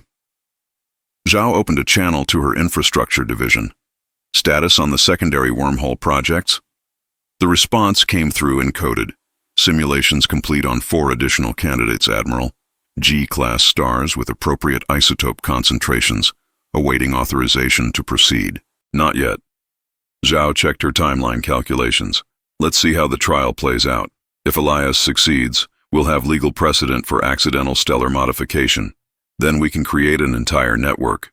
The division head's voice carried barely suppressed excitement. A human-controlled transit network bypassing all council oversight. The strategic implications are exactly why we're waiting for legal cover. Zhao closed the channel. Patience, people.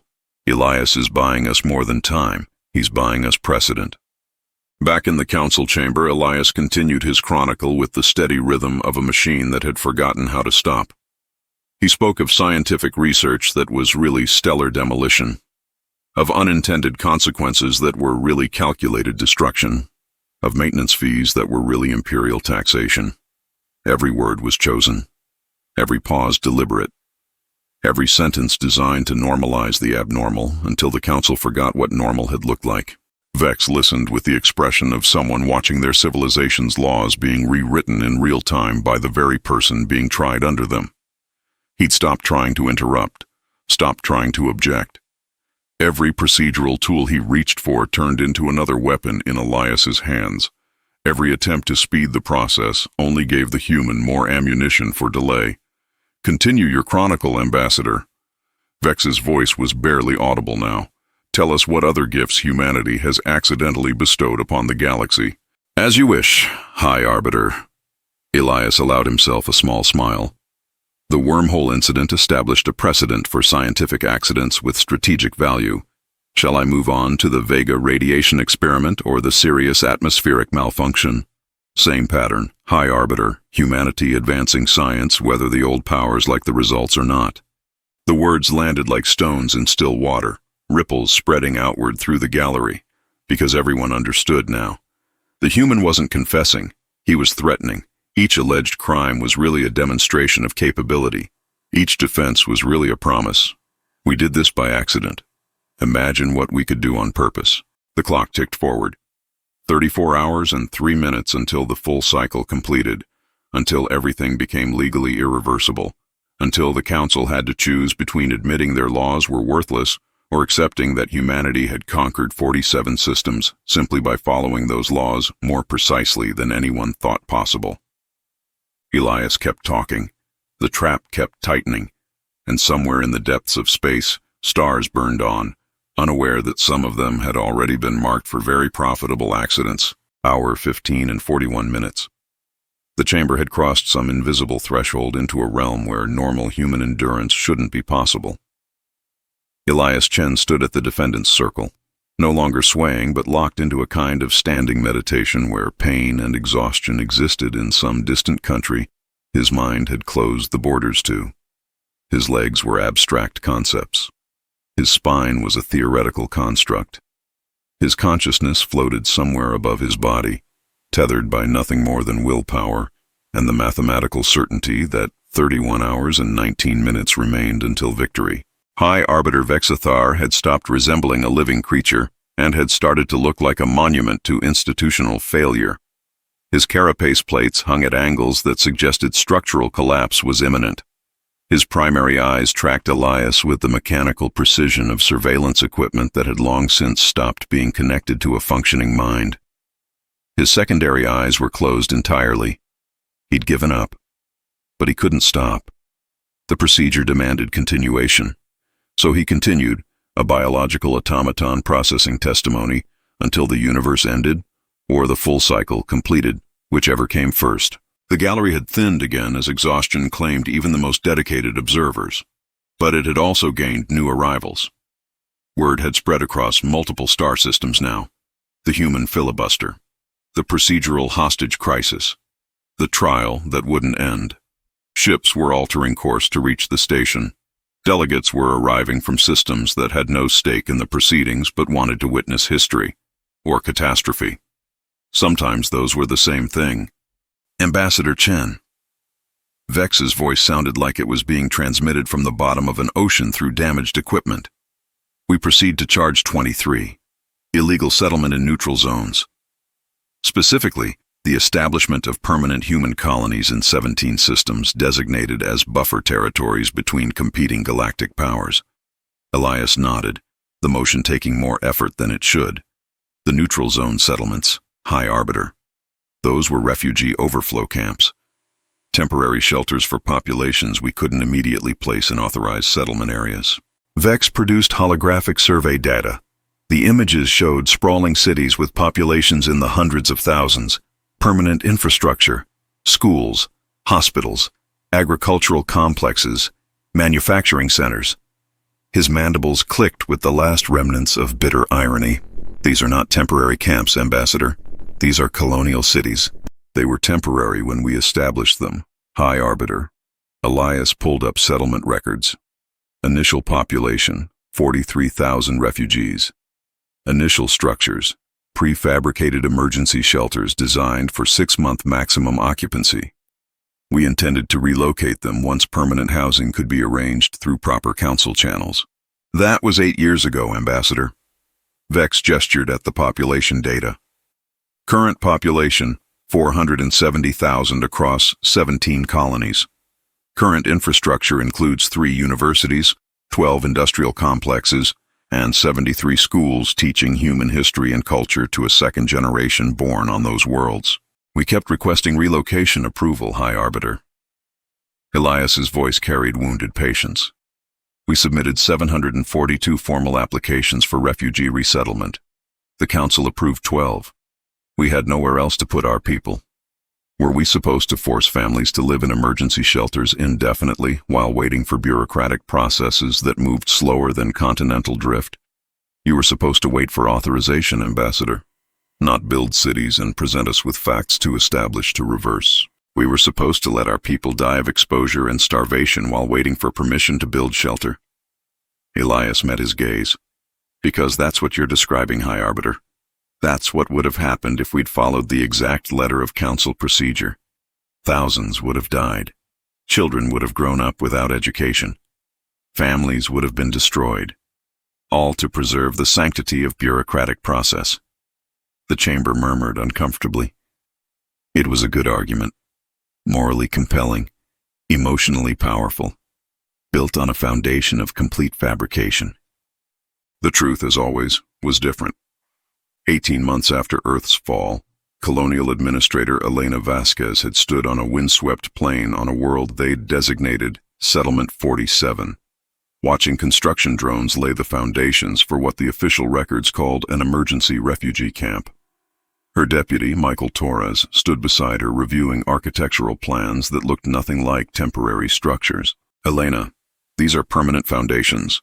Torres zoomed in on the construction specifications. reinforced concrete rated for 100-year stability, deep core geothermal taps for permanent power. These aren't shelters. These are city infrastructure. That's the point, Michael. Vasquez gestured at the survey maps, showing 17 similar sites across neutral buffer zones. We build temporary camps officially. We build them to permanent specifications unofficially. In 20 years, these won't be refugee shelters. They'll be cities, with populations, with economies, with children who've never known another home. The council will demand we evacuate. Let them demand. Vasquez pulled up demographic projections. By the time they move from demand to enforcement, we'll have 500,000 people across these sites. Multiple generations, cultural heritage arguments, property rights, educational institutions. She smiled coldly. Try forcibly evacuating a functioning city with schools and hospitals full of children. The optics alone will destroy any political will for enforcement. This isn't refuge placement, Elena. This is colonization with a refugee permit. It's survival with better planning than the council gave us credit for. Vasquez highlighted the neutral zone designations. These territories are buffer zones because nobody wanted them enough to fight over them. Marginal agricultural value, limited mineral resources, useful only as empty space between competing empires. She expanded the resource surveys. Marginal to them. Perfect for us. We'll turn these dead zones into living cities. And by the time anyone notices, it'll be too late to stop us without committing humanitarian atrocities on camera. Torres had stared at the plans for a long moment. You're weaponizing refugee status. I'm using every advantage we have, Michael. We're refugees. That's true. We need shelter. That's true. We applied for relocation through proper channels. That's true. None of those truths require us to stay weak. None of them require us to stay temporary. Vasquez closed the projections. Now get those schools built. I want children in classrooms before anyone realizes those classrooms have 100-year foundations. Back in the council chamber, Elias continued the narrative of innocent refugee expansion meeting bureaucratic delay. We applied for relocation repeatedly, High Arbiter. Each application was logged, reviewed, and either denied or delayed pending further study. Years passed. Children were born. Families established roots. At what point were we supposed to forcibly uproot people who had built lives while waiting for permission that never came? You could have stopped expanding the settlements. Vex produced population growth data. These numbers show continuous immigration from other human-controlled systems. This wasn't natural population growth. This was deliberate colonization. It was population redistribution within refugee communities. High Arbiter. Families reuniting. Workers moving to areas with better economic opportunities. People exercising their fundamental right to live where they choose. Elias paused. Or does the council claim authority over internal human migration patterns now? When that migration occurs in neutral zones without authorization, yes. Vex leaned forward, the motion causing his seat to creak alarmingly. You've built an empire in territories specifically designated as unclaimed to prevent exactly this kind of territorial expansion. We've built homes in territories nobody else wanted, High Arbiter. Elias's voice hardened. These neutral zones existed because they were economically worthless to every species, except one desperately seeking any place to survive. If our presence destabilizes your careful diplomatic balance, perhaps you should examine why that balance required vast territories to remain empty, while refugees died seeking shelter. The verbal trap landed with precision. Vex couldn't argue that the territories were valuable without admitting they should have been claimed. He couldn't argue they were worthless without admitting humanity did nothing wrong by settling them. The logic locked like interlocking gears, leaving no room for movement in any direction. A Centauran delegate stood, mandibles clicking in agitation. The neutral zones were designated empty to prevent conflict. Human settlement turns them into contested territories. This destabilizes regional peace, only if someone chooses to contest them. Elias turned to face the gallery. We've been in these zones for 8 years. We've invited diplomatic recognition. We've offered trade agreements. We've requested formal territorial negotiations. Every offer has been met with bureaucratic delay and procedural objections. At some point, silence becomes consent. At some point, The Council's refusal to act becomes an implicit authorization. That is a grotesque misinterpretation of, is it?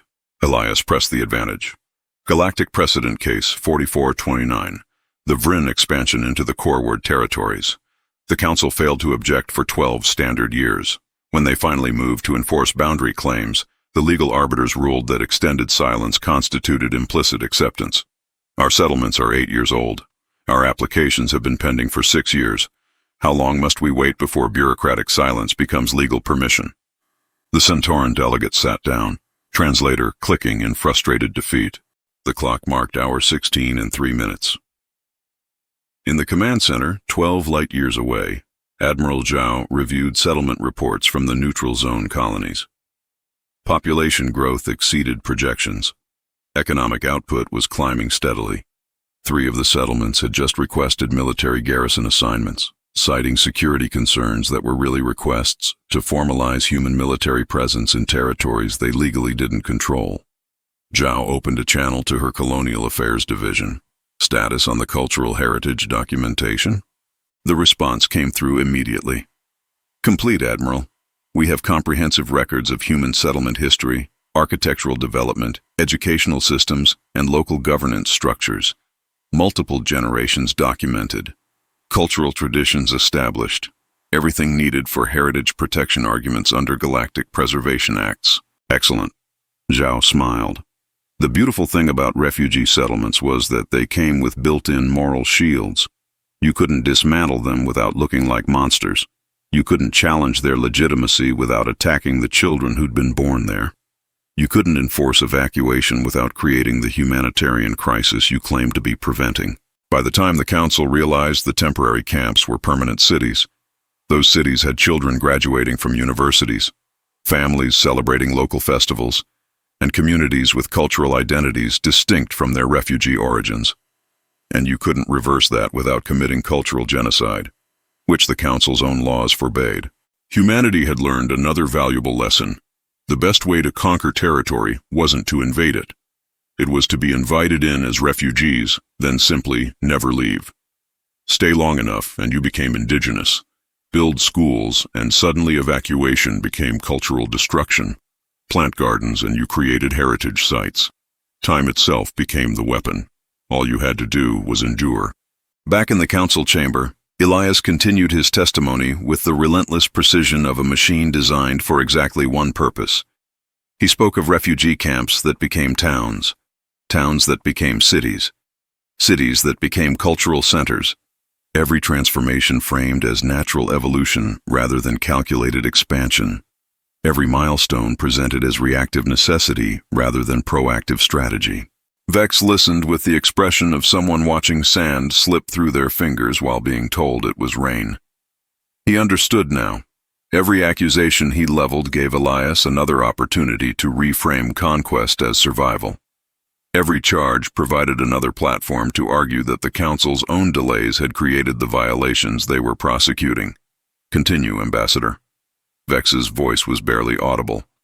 Tell us how else humanity accidentally built an empire while waiting for permission to exist. As you wish, High Arbiter. Elias allowed himself a small smile. The settlement pattern established in the neutral zones extended to other regions. Shall I move to the fringe territories or outer rim initiatives? Same pattern. Refugees needing shelter, Council bureaucracy too slow, humanity building what you wouldn't authorize, and couldn't stop. The words landed like stones. Because everyone understood now. This wasn't testimony about past actions. This was a blueprint for future expansion. We did this once. We'll do it again. And your laws will protect us while we do it. The clock ticked forward. 30 hours and 57 minutes until the full cycle completed. Until the statute of limitations made 17 more colonies legally irreversible. Until the Council had to choose between admitting their territorial designations were meaningless or accepting that humanity had colonized buffer zones, simply by deciding buffer zones made excellent places to build cities nobody could afford to evacuate. Elias kept talking. The trap kept tightening. And across 17 neutral zones, children attended schools with 100-year foundations, learning the history of how temporary refugee camps became permanent homes. one bureaucratic delay at a time. Hour 18 and 52 minutes. The chamber had entered a state beyond exhaustion, beyond endurance, into something that felt like collective dissociation from reality. Time had stopped meaning anything. The chronometer on the wall still displayed numbers, but they might as well have been alien hieroglyphs for all the relevance they held to the biological processes happening in the room. Delegates sat in postures that suggested they'd forgotten how sitting worked. Some had their eyes closed but weren't sleeping. Others stared at nothing with the focus of people watching their own mortality approach in real time. Elias Chen stood at the defendant's circle in a state that transcended mere physical presence. His body was a formality, a biological anchor for a consciousness that existed primarily as a function of willpower and mathematical certainty. 28 hours and 8 minutes remained until the full cycle completed. 28 hours until 47 star systems became legally, irreversibly human. His legs had stopped existing as separate limbs and had become a single pillar of compressed agony that he experienced from a great distance. Pain was information. He was declining to process that information. High Arbiter Vex had achieved a kind of Zen state through absolute defeat. His carapace plates hung in configurations that would require xenobiological study to explain. His primary eyes were open but focused on some point approximately 3 meters behind Elias's head where the universe made more sense. His secondary eyes were closed. His tertiary eyes, which most species didn't realize his species possessed, had emerged and were tracking the chronometer with the precision of targeting systems. He was counting down to his own obsolescence, watching the seconds tick away until he became the first High Arbiter in Council history to lose a case by not being able to stop the defendant from talking. The gallery had transformed into something resembling a vigil. New arrivals had stopped coming. The delegates who remained had the look of people who'd committed to witnessing something historic or catastrophic and had passed the point where those categories were distinguishable. They sat in silence. They breathed in unison. They'd become a single organism dedicated to the biological function of observing. Ambassador Chen. Vex's voice sounded like it was being transmitted from inside a collapsing star. We proceed to charge 31. Systematic cultural contamination. Specifically, the deliberate export of human cultural products designed to undermine traditional social structures in 43 alien civilizations. Elias nodded, the motion requiring conscious attention to execute. The Cultural Exchange Program, High Arbiter. That was Ambassador Maria Santos's initiative. She believed that art and culture could build bridges between species where diplomacy and trade had failed. Vex produced holographic data streams showing cultural penetration metrics that looked like viral infection patterns. Within 5 years of contact, human entertainment media achieved 47% market saturation in target demographics across 43 systems. Traditional cultural products experienced corresponding decline. Local art forms reported 60% decrease in youth engagement. Indigenous storytelling traditions showed measurable erosion in under a decade. The High Arbiter's mandibles moved slowly, grinding out words like machinery processing rocks. This is not cultural exchange, Ambassador. This is cultural conquest. You exported stories designed to make alien children think like humans, act like humans, value what humans value. We exported art, High Arbiter. Stories about resilience and hope and overcoming impossible odds. Universal themes that resonate across species boundaries. Elias pulled up cultural analysis data. We shared our mythology, our history, our dreams. If those stories resonated more deeply than local alternatives, that speaks to the quality of the storytelling, not to any malicious intent. Your stories all follow the same pattern. Vex gestured at thematic analysis charts. Protagonist faces overwhelming opposition. Protagonist refuses to surrender. Protagonist overcomes through individual determination rather than collective action or deference to authority.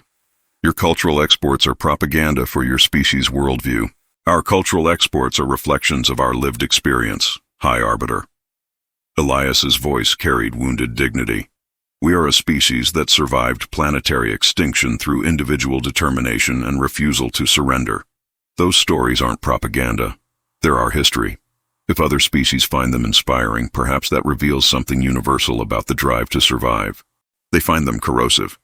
Vex produced sociological studies. These reports document measurable increases in individualistic behavior among youth populations exposed to human media, decreases in traditional authority respect, increases in questioning established social hierarchies.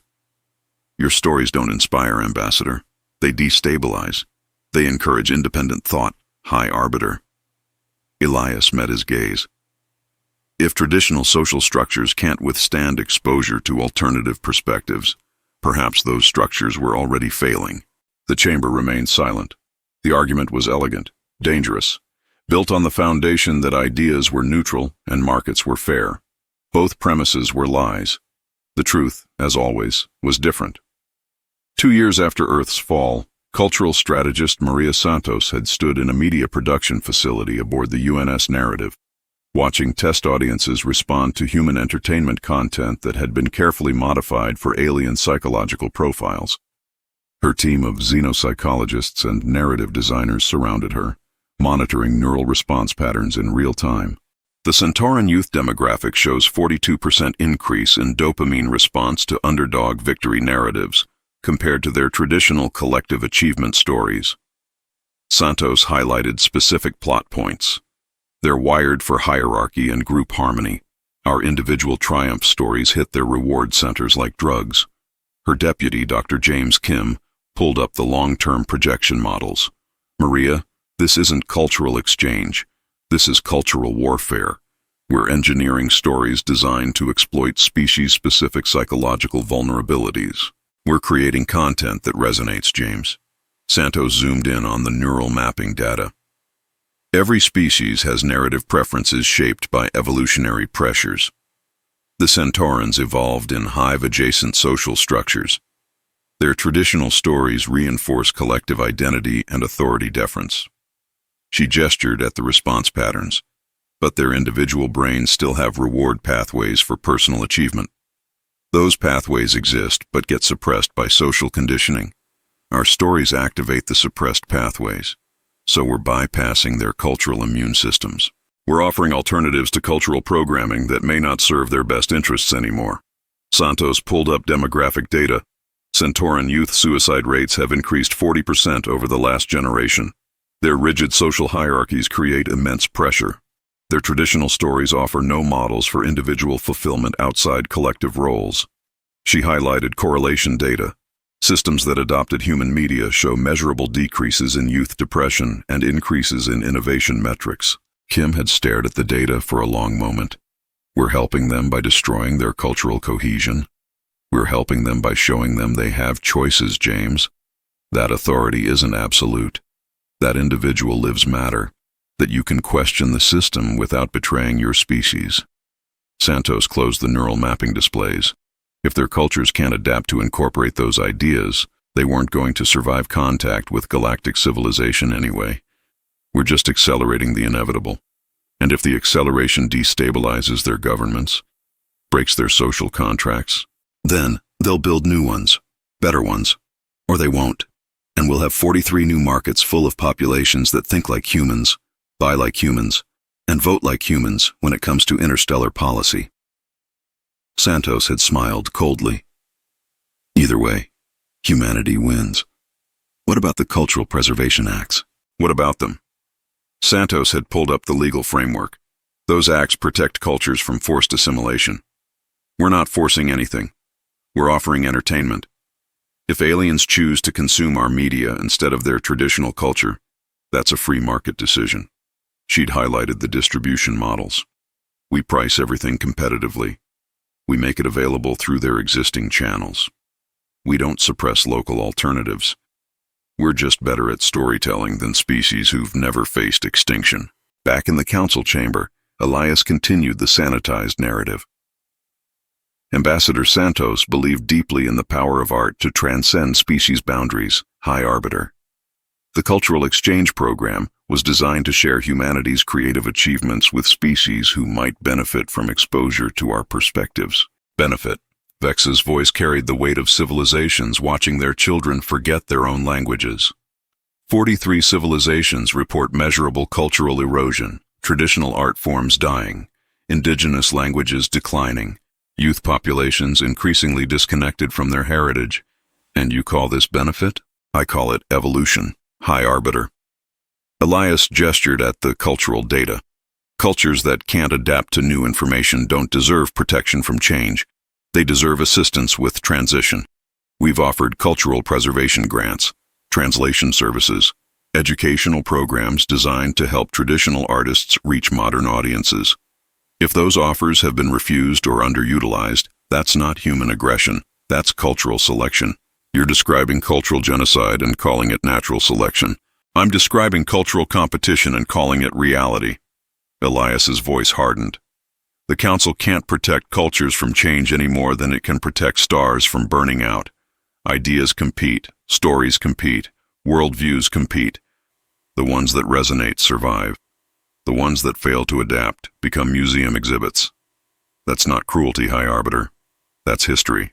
The verbal trap snapped shut.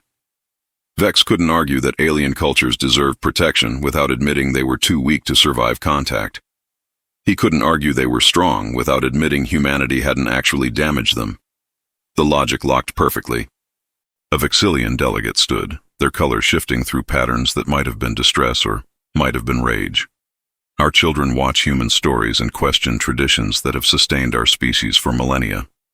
They learn your languages before mastering their own. They dream your dreams. This is theft of the most fundamental kind. No one forced your children to watch human entertainment.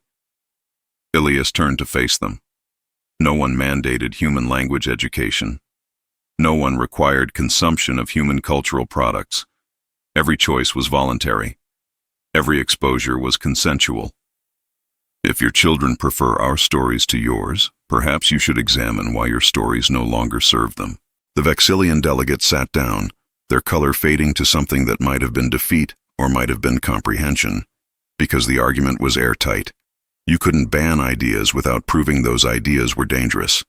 You couldn't protect culture by force without admitting that culture couldn't survive voluntary exposure to alternatives. The moment you restricted choice, you admitted your culture was already dead. The clock marked hour 19 and 17 minutes.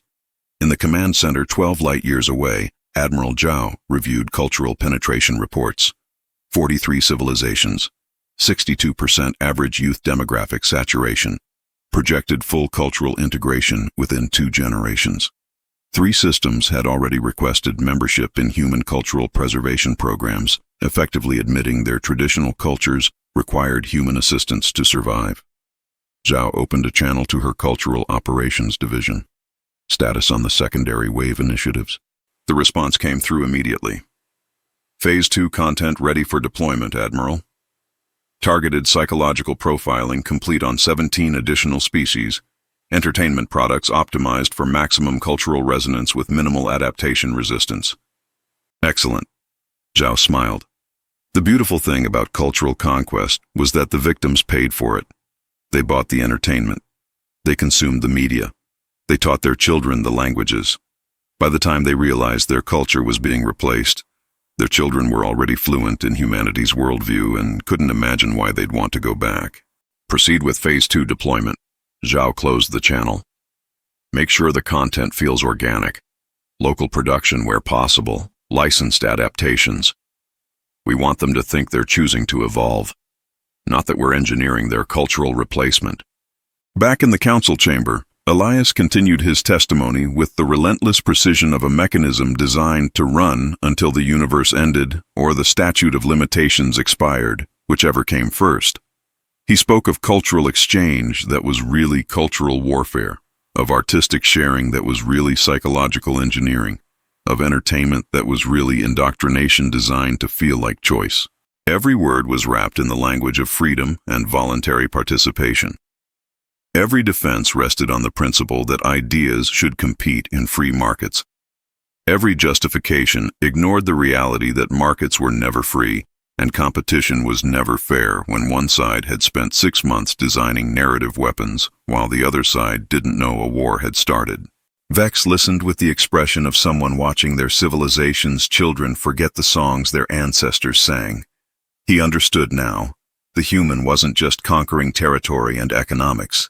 He was conquering minds, rewriting the cultural software of 43 species to run on human values, and doing it through mechanisms those species would defend as their own choices until the moment they forgot they'd ever had alternatives. Continue, Ambassador. Vex's voice was barely audible. Tell us how else humanity has accidentally influenced galactic culture. As you wish, High Arbiter. Elias allowed himself a small smile. The cultural exchange program established patterns that extended beyond initial target demographics. Shall I move to the educational integration or language standardization programs? Same pattern. Building bridges that only lead one way. The words landed like tombstones. Because everyone understood now. Shared understanding meant understanding things humanity's way. Building bridges meant bridges that only led in one direction. Cultural exchange meant your children would grow up speaking human languages, dreaming human dreams, and forgetting why their grandparents had ever thought any other way of thinking mattered. The clock ticked forward. 27 hours and 43 minutes until the full cycle completed. Until the statute of limitations made 43 cases of cultural contamination legally irreversible. Until the Council had to choose between admitting their cultural preservation acts were worthless or accepting that humanity had conquered minds simply by making better stories than species who'd never needed to learn how storytelling could be weaponized. Elias kept talking. The trap kept tightening. And across 43 star systems, alien children watched human entertainment, learned human values, and slowly forgot what their own cultures had sounded like before the refugees came and shared their art. Hour 22 and 9 minutes. The chamber had crossed into territory where language failed. This wasn't exhaustion anymore. This wasn't endurance. This was biological systems operating beyond their design specifications through mechanisms that would require new scientific terminology to explain. Delegates sat in postures that suggested rigor mortis had arrived early. Some breathed, others might not have been. The distinction was becoming academic. Elias Chen stood at the defendant's circle in a state that transcended consciousness. His body was a distant memory. His mind floated somewhere above the proceedings, connected to his vocal cords by nothing more than willpower and the mathematical certainty that 24 hours and 51 minutes remained until victory or oblivion, whichever the universe decided he deserved. His eyes were open, but saw nothing. His mouth moved, but produced sounds he didn't consciously control anymore. He'd become a machine designed for a single purpose. That purpose was nearly complete. High Arbiter Vex had achieved a state beyond defeat. His carapace had collapsed into shapes that suggested physics no longer applied. His eyes, all 6 of them, tracked different points in space-time simultaneously. His mandibles hung open in a configuration that xenobiologists would later classify as a previously unknown 7th expression in his species' emotional range.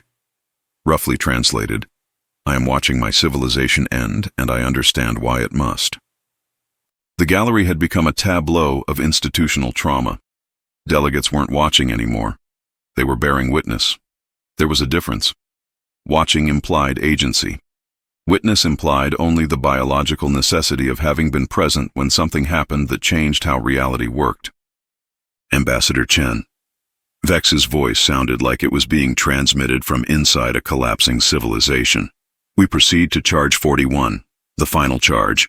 The charge I have delayed because I knew once we addressed it, there would be no returning to procedural niceties. No pretending this trial is about anything except what you are. Elias said nothing. Waited. This was the moment he'd been preparing for. The line even he hadn't wanted to defend. But he was too deep now, too committed. The trap needed 24 more hours. He would give it 24 more hours, even if that meant defending the indefensible. Kepler Station. Vex produced holographic evidence, sensor logs, communications intercepts, forensic analysis. 4,307 civilians dead, 2,109 human, 2,198 Centauran, all killed by munitions bearing human naval identification codes, all killed during a joint diplomatic conference designed to negotiate peaceful refugee resettlement. The High Arbiter's voice carried no emotion now. only data. Your ships, Ambassador, your weapons, your operational codes. But you claimed the Centaurans did it. You blamed them for a massacre your own forces committed. You used the deaths of your own people to justify a military response that conveniently cleared your expansion routes of the last major obstacle to territorial dominance in that sector. Elias took a breath. This was different from the other charges. The others had been lies wrapped in legal technicalities. This one was a lie wrapped in blood. Human blood. Innocent blood. Blood that had been spilled deliberately to create the pretext for war. For the first time in 22 hours, Elias looked genuinely shaken. That was not an authorized operation, High Arbiter. It was a rogue cell, an extremist faction operating without government sanction or military approval. Vex produced command authorization codes. These codes traced to your provisional government's military command structure. The operation was logged in your strategic databases. The munitions were drawn from your armories through proper requisition channels. This wasn't rogue, Ambassador. This was policy. Those codes were stolen. The requisition logs were falsified. Elias's voice carried an edge that might have been authentic desperation, or might have been the finest performance of his life. We conducted an internal investigation. We identified 17 individuals responsible for planning and executing the attack without authorization. All 17 were tried under our military code. All 17 were convicted. 16 were executed. 1 is serving life imprisonment. How convenient. Vex leaned forward, his entire frame seeming to collapse inward. 17 people managed to coordinate a complex false flag operation, acquire military assets, execute a massacre, and broadcast Centauran identification codes, all without anyone in your command structure noticing until after the strategic objective had been achieved. The investigation was thorough, High Arbiter. We provided all findings to the Council. We offered full transparency into our military operations. We accepted responsibility for the security failure that allowed the operation to proceed. You accepted responsibility for failing to prevent an atrocity you ordered. Vex's mandibles ground together. And then you used that atrocity to justify a war that resulted in Centauran military withdrawal from 3 systems humanity immediately occupied. You killed your own people to steal territory, and you want this council to believe it was unauthorized? The chamber was absolutely silent. This was different from the other charges. The others had been clever. This one was monstrous. The others had been about exploiting loopholes. This one was about exploiting corpses. The truth, as always, was different. But this time, the truth was darker. 14 months after Earth's fall, Black Operations Commander David Martinez had stood in a secure facility that officially didn't exist, briefing a planning team on an operation that would never appear in any database. The holographic display showed Kepler Station in excruciating detail, every corridor, every conference room, every security checkpoint. The target is the Joint Diplomatic Conference. Martinez highlighted the main assembly hall, 4,300 plus attendees, roughly half human refugees, half Centauran diplomatic staff. We need them all dead. We need the kill to trace back to Centauran extremists. And we need enough human casualties that our public's rage will overwhelm any skepticism about the evidence. His lead tactical officer, Commander Sarah Park, pulled up the strike plan. We're talking about killing 2,000 of our own people, David. Refugees who survived Earth. Families. Children. I'm aware of the cost, Commander. Martinez's voice was flat. But consider the alternative. The Centaurans control 3 systems that stand between our scattered refugee fleets and safe consolidation routes. They've refused every diplomatic approach. They've blocked every council resolution for emergency corridor access. They're using bureaucratic procedure to slowly strangle our mobility while maintaining perfect political deniability. So we commit mass murder and blame them? We create the political capital necessary to force a military resolution that the council won't authorize through proper channels. Martinez pulled up casualty projections. If we don't secure those corridors within the next year, our refugee mortality rates will exceed the deaths we're causing here. People are dying in deep space, Sarah. Slowly, invisibly. Deaths that don't generate outrage because they're not concentrated enough to make headlines. Park stared at him.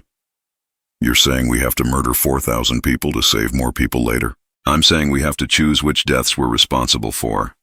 We can be responsible for 4,000 quick deaths that generate strategic advantage, or we can be responsible for 40,000 slow deaths that generate nothing except gradual extinction. Martinez closed the projections. I don't like it either, but I like extinction less. The planning team had worked in silence for 3 days. They'd wargamed every angle, calculated every variable, designed the attack to look authentic enough to survive forensic analysis, while being sloppy enough to eventually trace back to them if someone looked hard enough. Because the beauty of the false flag wasn't that it was perfect. It was that it would be believed immediately and questioned too late to matter. They'd selected volunteers. People who'd lost everything in Earth's fall and had nothing left except rage. People who understood that their deaths could purchase survival for thousands more. People who walked onto Kepler Station knowing they wouldn't leave but believing their sacrifice meant something. The operation had executed flawlessly. The munitions had detonated in patterns designed to maximize casualties while leaving forensic evidence pointing to Centauran extremist cells. The kill had been clean, fast, and thoroughly documented.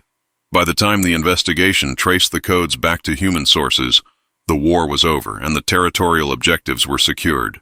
Back in the council chamber, Elias continued the sanitized version with a voice that carried authentic pain for the first time in 22 hours. The Kepler massacre remains the darkest moment in our post-Earth history, High Arbiter. We failed to prevent extremists within our own ranks from committing an atrocity that cost thousands of innocent lives. But you benefited from it. Vex's voice carried the weight of civilizations watching their children murdered for strategic advantage. You used those deaths to justify military action that achieved exactly what diplomatic means had failed to achieve. And you want this council to believe that was coincidence? I want this council to understand that desperate people do desperate things. Elias met his gaze. The individuals responsible were punished. The operation was never sanctioned. But yes, in the aftermath, humanity made tactical decisions based on the political reality that the massacre created. We'd be fools not to use the strategic advantages that existed, regardless of how they came to exist. You're admitting to exploiting an atrocity. I'm admitting to survival, High Arbiter. We didn't create the situation. Extremists did. But once the situation existed, we'd have been abandoning our duty to our own people if we hadn't used every advantage available, including the political capital generated by being the victims of a massacre that you committed, that extremists within our ranks committed. Elias pressed the distinction, which we prosecuted, which we publicly condemned, which we've spent years trying to rebuild trust after. You can accuse us of exploitation. You can accuse us of callousness, but you cannot accuse us of ordering the deaths of our own people. It was the lie he'd been building to for 22 hours. The final wall. The last line of defense built on pure brazen insistence that black was white and water flowed uphill if you insisted loudly enough while staring directly into the eyes of everyone who knew better. The clock marked hour 22 and 37 minutes. In the command center 12 light-years away, Admiral Zhao reviewed after-action reports from the Kepler operation. Mission accomplished, corridors secured, casualty ratio within acceptable parameters, 16 volunteers executed as planned to maintain operational security, 1 kept alive as proof of prosecution. The operation remained classified at levels that would survive any investigation short of complete military database breach. Zhao opened a channel to her Black Operations Division. Status on cleanup? Complete, Admiral. All forensic trails lead exactly where we designed them to lead. Investigation findings will show unauthorized operation by extremist cell. Command structure deniability maintained. Good. Zhao closed the channel. The horrific truth was that the operation had worked exactly as designed. 4,000 deaths had purchased 3 strategic star systems. The math was brutal but clear, and Elias was selling the cover story with enough authentic anguish that even people who knew it was a lie were starting to question whether they really knew anything at all. Back in the council chamber, Elias continued his testimony with words that tasted like poison, but came out sounding like painful truth. He spoke of internal failures that were really external successes, of rogue operations that were really calculated policy, of prosecutions that were really promotions under different names. Every sentence was a lie. Every word was delivered with the conviction of confession. Every defense was built on the foundation that sometimes the truth was too horrible to speak, so lies became mercy. Vex listened with the expression of someone watching their last illusion die. He understood now. The human wasn't just willing to lie about conquest. He was willing to lie about mass murder. Willing to defend the indefensible by insisting it was never defensible because it was never authorized. Creating moral cover through procedural fiction. Making atrocity acceptable by categorizing it as failure rather than policy. I do not believe you, Ambassador. Vex's voice was barely audible. I do not believe the operation was unauthorized. I do not believe your government failed to prevent something it clearly benefited from. I do not believe any of your testimony. And it does not matter. Because in 24 hours and 23 minutes, the full cycle will complete. And everything you've confessed to will become legally irreversible regardless of whether any of it was true. The admission landed like a stone in deep water. Vex had finally said it. The thing everyone knew, but no one had articulated. The trial was theater. The testimony was performance. The truth was irrelevant, because the clock was the only judge that mattered. Elias nodded slowly.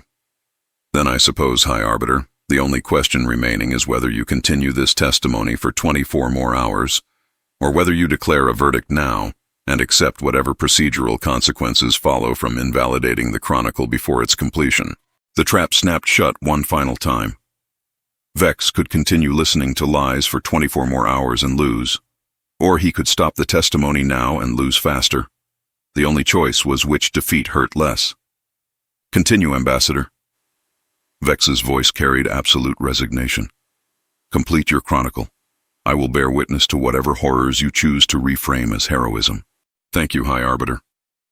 Elias allowed himself no satisfaction, no relief. Only the grim recognition that the darkest chapter had been defended, not excused, not justified, but defended in the only way possible, by insisting it never happened the way everyone knew it happened. The clock ticked forward. 24 hours and 19 minutes remained, and somewhere in the historical record, 4,307 people had died for reasons that would officially remain unauthorized, unintended, and strategically convenient forever. Hour 25 and 43 minutes. The chamber existed in a state that defied biological explanation. Delegates had stopped resembling living organisms and had started to look like biological installations that happened to process oxygen. Some had achieved a form of meditation so deep it was indistinguishable from coma. Others had entered states of consciousness that would require entirely new branches of xenopsychology to classify. The archivist's bioluminescent recording nodes pulsed in patterns that might have been documentation or might have been prayers to whatever gods governed the recording of impossible events. Elias Chen stood at the defendant's circle in a condition beyond exhaustion, beyond pain, beyond any state humans had names for. 21 hours and 17 minutes remained until the full cycle completed. 21 hours until 47 star systems became legally, irreversibly human. His body was a distant rumor. His mind existed as pure function. Pain was information he'd stopped accepting delivery of approximately 8 hours ago. He was consciousness trapped in meat, waiting for mathematics to deliver salvation or damnation. High Arbiter Vexathar had transcended defeat and achieved something approaching enlightenment through absolute institutional collapse. His carapace existed in configurations that suggested he'd discovered a fourth spatial dimension and was collapsing through it slowly. All 6 eyes tracked different timelines simultaneously. He'd stopped being a judge and had become a witness to the end of an era, the era when galactic law had meant something, when procedure had protected the weak from the strong, when a single human couldn't dismantle 4,000 years of legal evolution by talking for 2 days straight. The gallery had achieved collective transcendence. They weren't individuals anymore. They were a single organism dedicated to the biological function of being present when history ended and whatever came after began. Some breathed, others didn't. The distinction was becoming theoretical. Ambassador Chen. Vex's voice sounded like it was being transmitted through the heat death of the universe. We have reviewed 41 charges over 25 hours. You have defended the indefensible, justified the unjustifiable, reframed conquest as survival and atrocity as necessity. Every word has been documented, every lie has been recorded, and in 21 hours none of it will matter because the statute will make it all legal regardless of truth. Elias said nothing, waited. He could feel the shift in the air. This wasn't another charge. This was something else. I find myself in a position I never imagined possible, Ambassador. Vex leaned forward, the motion causing reality to bend slightly around his frame. I am losing a case not because I lack evidence, but because I lack time. Not because your arguments are sound, but because you have made soundness irrelevant. Not because you are innocent, but because you have made innocence a procedural technicality. Still, Elias waited. The trap was almost complete. Don't interrupt it now. So I find myself considering options that are unorthodox. Vex produced a holographic file. This is the manifest for the UNS Serenity's Hope, a transport vessel that departed Earth 3 hours after the Shenandoah's destruction. Passenger list includes 342 individuals, among them your wife, your son, your daughter-in-law, 2 grandchildren. Elias felt something cold settle in his chest, the first real emotion he'd experienced in hours that wasn't controlled, calculated, part of the performance. The Serenity's Hope is currently docked at Refuge Station 7, a station within Council jurisdiction, subject to Council authority. Vex's mandibles clicked slowly. If this trial were to be declared invalid due to procedural violations by the defendant, those passengers would become subject to immediate detention pending investigation into their potential complicity in the crimes we've been discussing. The chamber went absolutely silent. This was different from every other moment in the trial. This was personal. This was leverage. This was Vex finally abandoning procedure and reaching for the one weapon humanity had used throughout its entire history with perfect effectiveness. Family. Your family has nothing to do with this trial, High Arbiter. Elias's voice was steady, but something had changed in it. Something dangerous. They have everything to do with it if they were aware of your government's actions. Vex gestured at the holographic data. Your wife served as a civilian advisor to the provisional government.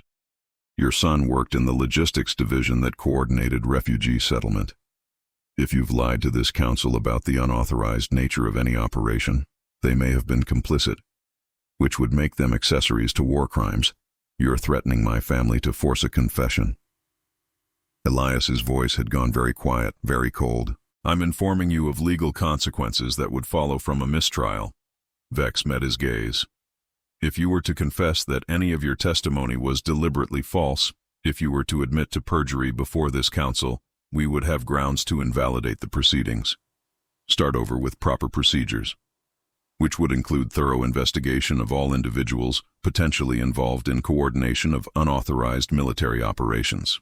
The threat hung in the air like a knife. Confess that you lied or your family becomes suspects. Admit that the operations were authorized, or your wife and children become accessories to mass murder. Choose which truth destroys you. Elias stared at the High Arbiter for a long moment. Then he laughed. It wasn't a pleasant sound. It was the laugh of a man who'd already lost everything that mattered and was being threatened with losing it again. The Serenity's Hope, High Arbiter. Yes, Vex's voice carried careful precision. That was the ship after the Shenandoah. Elias's voice was conversational now, almost friendly, which would have terrified anyone who understood what friendliness from Elias Chen meant. My wife was on the Serenity's Hope. My son, my grandchildren, all safe on that ship, all headed to Refuge Station 7. Precisely my point, Ambassador. My daughter was on the Shenandoah, High Arbiter.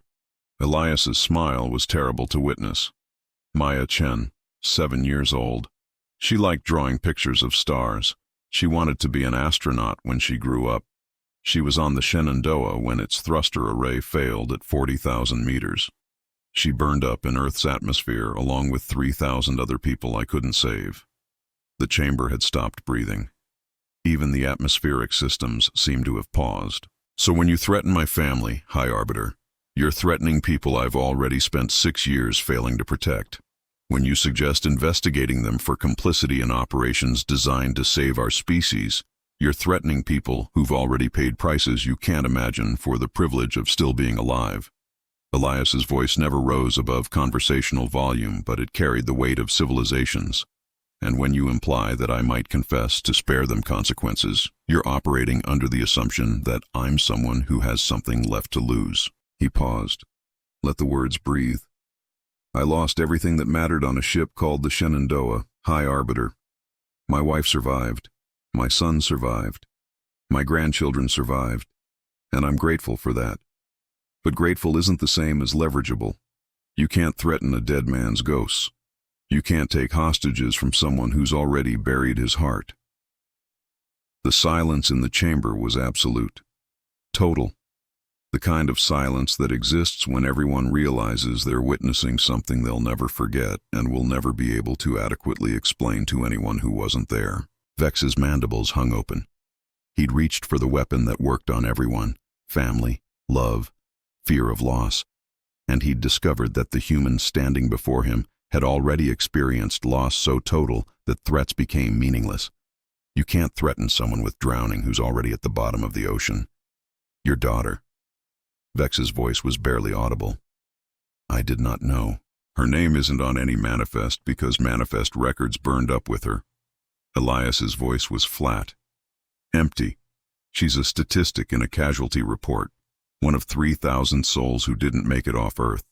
One of 8 billion reasons why I'm standing here defending crimes I may or may not have authorized, using legal technicalities that may or may not be valid, buying time for a species that may or may not deserve to survive. He paused again. And for the first time in 25 hours, Elias Chen looked like what he actually was. Not a brilliant legal strategist, not a calculated liar, not a master of procedural warfare. He looked like a father who'd watched his daughter die and had spent 6 years turning grief into a weapon because weapons were the only thing he had left that still functioned. So yes, High Arbiter, you can investigate my family. You can detain them. You can charge them with complicity in every crime I've confessed to. And I will continue standing here, providing testimony, eating time, running out your clock. Because my family surviving without me is still survival. My family in detention is still alive. My family facing trial is still better than my family burning up in an atmosphere because I failed to save them. Elias met Vex's gaze directly. You thought you found leverage. What you found was the reason I can do this. The reason I can stand here for 47 hours and defend the indefensible. The reason I can lie with a straight face and justify atrocities and reframe conquest as survival. Because I've already lost the one thing that would make me stop. And nothing you threaten me with will ever hurt more than the thing I couldn't stop. The courtroom remained silent. Vex stared at the human and understood finally what he was fighting. Not a lawyer, not a strategist, not even a patriot. He was fighting a man who'd weaponized his own grief, who'd turned the loss of his daughter into the foundation for an empire, who'd channeled personal devastation into species-level survival with such totality that he couldn't distinguish between the two anymore. I withdraw the implication, Ambassador. Vex's voice carried something that might have been respect or might have been horror. Your family will not be investigated. This trial will continue as procedurally mandated. Thank you, High Arbiter. Elias's voice returned to its earlier flatness. Professional, empty. Shall I continue the Chronicle? Yes. Vex looked away, unable to maintain eye contact with whatever the human had become. Continue. The clock marked hour 26 and 11 minutes. In the command center 12 light years away, Admiral Zhao had listened to the entire exchange through secure channels. She closed her eyes for a moment. They'd known Elias's story. They'd known about Maya.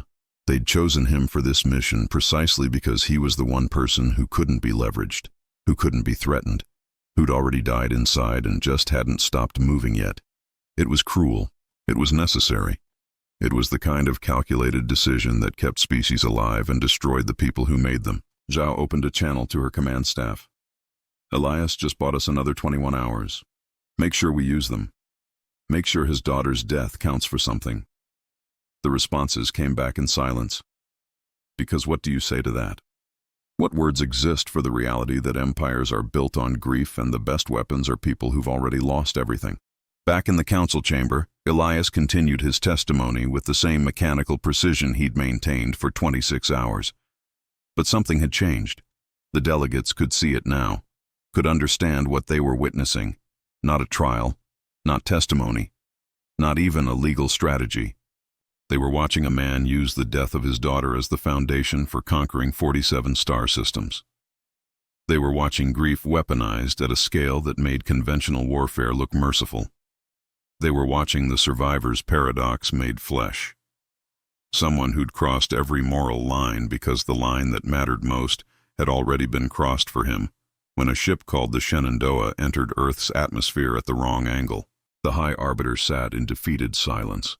The gallery bore witness to something they had no language for, and Elias Chen kept talking, kept eating time, kept building an empire one carefully chosen word at a time, because talking was the only thing that kept him from having to remember what it sounded like when they told him his daughter was gone. 21 hours and 5 minutes remained. The trap was almost complete, and somewhere in the historical record, Maya Chen's death would be recorded as a tragedy, not as what it actually was. The first domino in a sequence that ended with humanity conquering more territory than any species had taken in 4,000 years. All because a father had failed to save his daughter and decided that if he couldn't save her, he'd save everyone else. No matter what it cost, no matter who it destroyed, no matter how many lies he had to tell or how many lines he had to cross. Because grief, when weaponized properly, was the most effective tool humanity had ever discovered for making the impossible inevitable. Hour 29 and 17 minutes. The chamber had entered a state that existed beyond language, beyond comprehension, into territory where biology became philosophy and consciousness became a negotiation between body and will. Delegates existed as theoretical constructs. Some maintained respiration through what appeared to be pure habit rather than biological necessity. Others had achieved states of meditation so profound that measuring equipment couldn't determine if they were alive or had simply forgotten to stop being present. Elias Chen stood at the defendant's circle as a monument to the question of what happens when human endurance exceeds human design specifications. 17 hours and 43 minutes remained until the full cycle completed. 17 hours until 47 star systems became legally irreversible. His body was a distant memory, his consciousness visited occasionally out of courtesy. His mind floated in a space where time had stopped being linear and had become something more like a texture. Pain was a philosophical concept he'd decided not to engage with anymore. High Arbiter Vex had transcended all categories.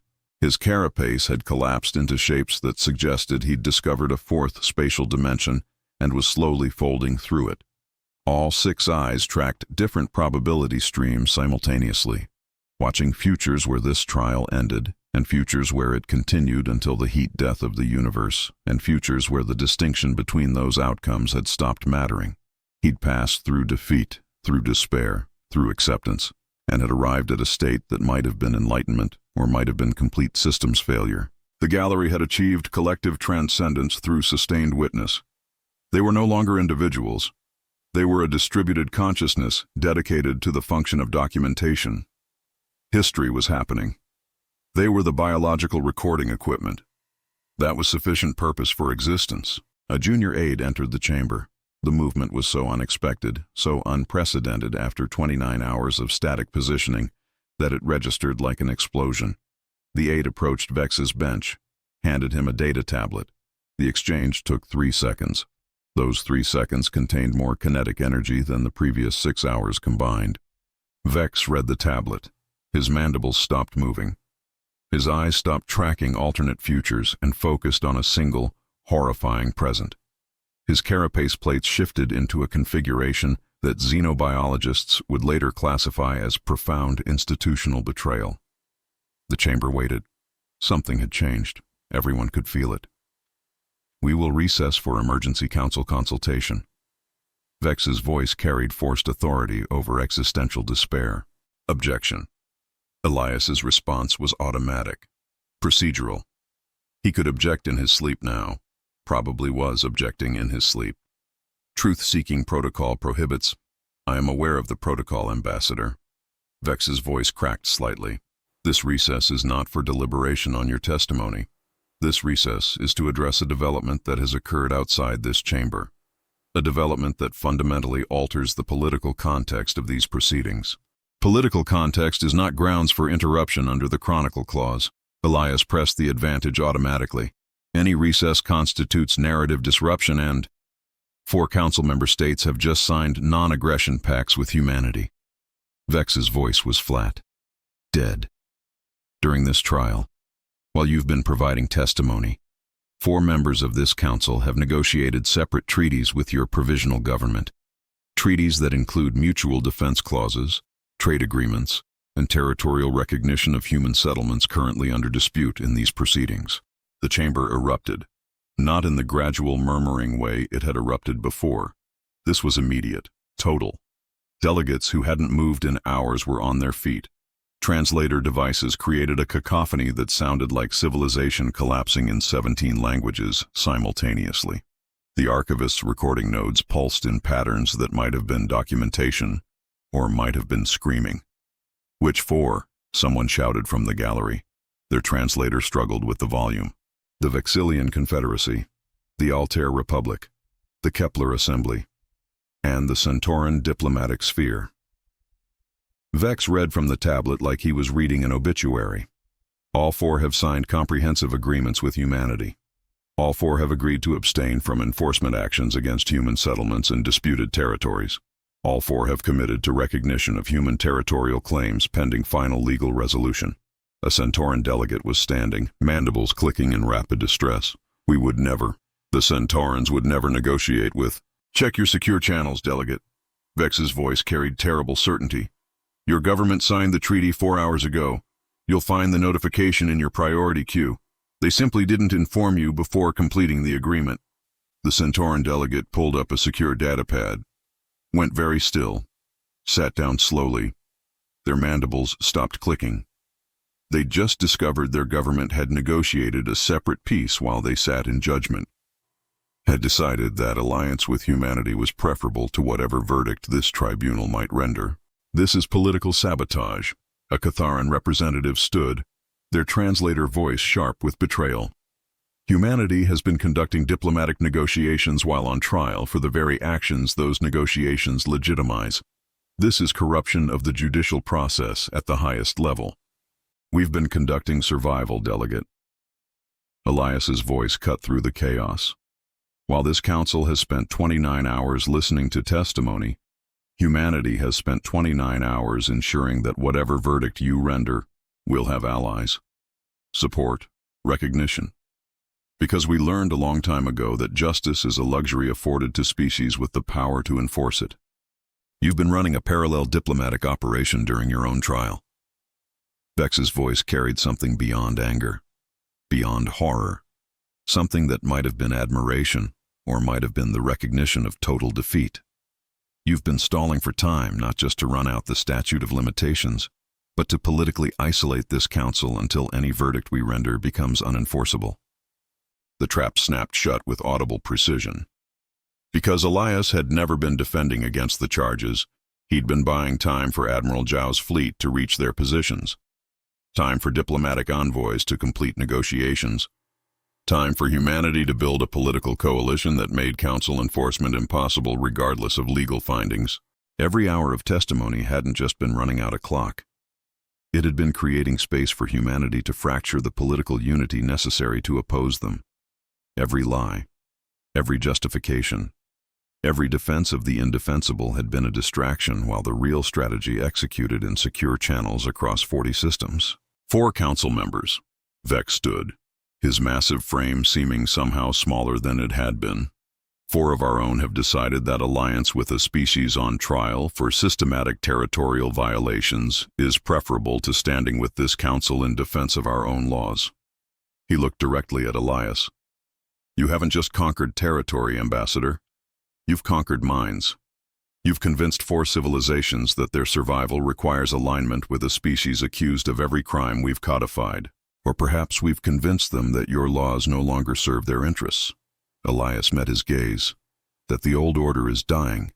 that the future belongs to species flexible enough to adapt rather than systems rigid enough to shatter. Perhaps they've simply made the same calculation we made, that survival requires pragmatism, not principle. The verbal trap was complete. Vex couldn't condemn the four states without admitting the council was weak, couldn't welcome their decision without admitting humanity was right, couldn't enforce council law without going to war with a quarter of his own membership. Do you have anything to say to the delegations whose governments have betrayed this process? Vex's voice was barely audible. Any words for the representatives who just discovered their civilizations have abandoned the principles they swore to uphold? Elias turned to face the gallery, specifically the sections where Vexillian, Altair, Kepler, and Centauran delegates sat in various states of shock and betrayal. I say that your governments made difficult decisions in difficult circumstances. They recognize that the galaxy is changing, that humanity represents a force that can be opposed through futile legal proceedings or accommodated through practical diplomacy. They chose accommodation, not because we threatened them, not because we bribed them, but because we offered them a future where they survived and thrived rather than a present where they remained righteous but irrelevant. He paused, let the words land. Your governments didn't betray you. They saved you. They recognized that this trial was always going to end the same way. Humanity would keep the territory. The statute would make it legal. And the only question was whether your civilizations would be allies of the new order or casualties of the old one. They chose alliance. History will record that as wisdom, not weakness. The Centauran delegate stood again, mandibles clicking in a pattern that suggested their entire worldview was collapsing in real time. We were betrayed by our own government. They negotiated away our principles while we sat in judgment of the very crimes they've now agreed to ignore. Principles are the luxury of species who can afford them. Elias's voice carried something that might have been sympathy, or might have been the cold precision of someone explaining basic economics to children. Your government weighed principles against survival and chose survival. That's not betrayal. That's leadership. The chamber descended into chaos again. But this chaos was different. This wasn't outrage at human actions. This was the sound of a political coalition fracturing in real time. Delegates arguing with each other. Secure channels lighting up across the gallery. Governments being contacted. Positions being clarified. Loyalties being questioned. Vex watched it happen with the expression of someone watching their civilization's foundation dissolve. He'd lost, not just the trial, the entire structure. The council as a unified political entity had just fractured into competing interests. Some aligned with humanity, some opposed, some desperately trying to calculate which position offered better survival odds. And in the center of it all, Elias Chen stood quietly, watching the chaos he'd orchestrated, watching the careful political order that had taken 4,000 years to build come apart in 29 hours, watching the galaxy reorganize itself around humanity, not through military conquest, but through the much more devastating weapon of political pragmatism. The clock marked hour 29 and 46 minutes. In the command center, 12 light-years away, Admiral Zhao reviewed diplomatic confirmations. 4 treaties, 4 allies, 4 council votes that would never authorize enforcement action against human settlements. The military strategy had worked, but the diplomatic strategy had worked better.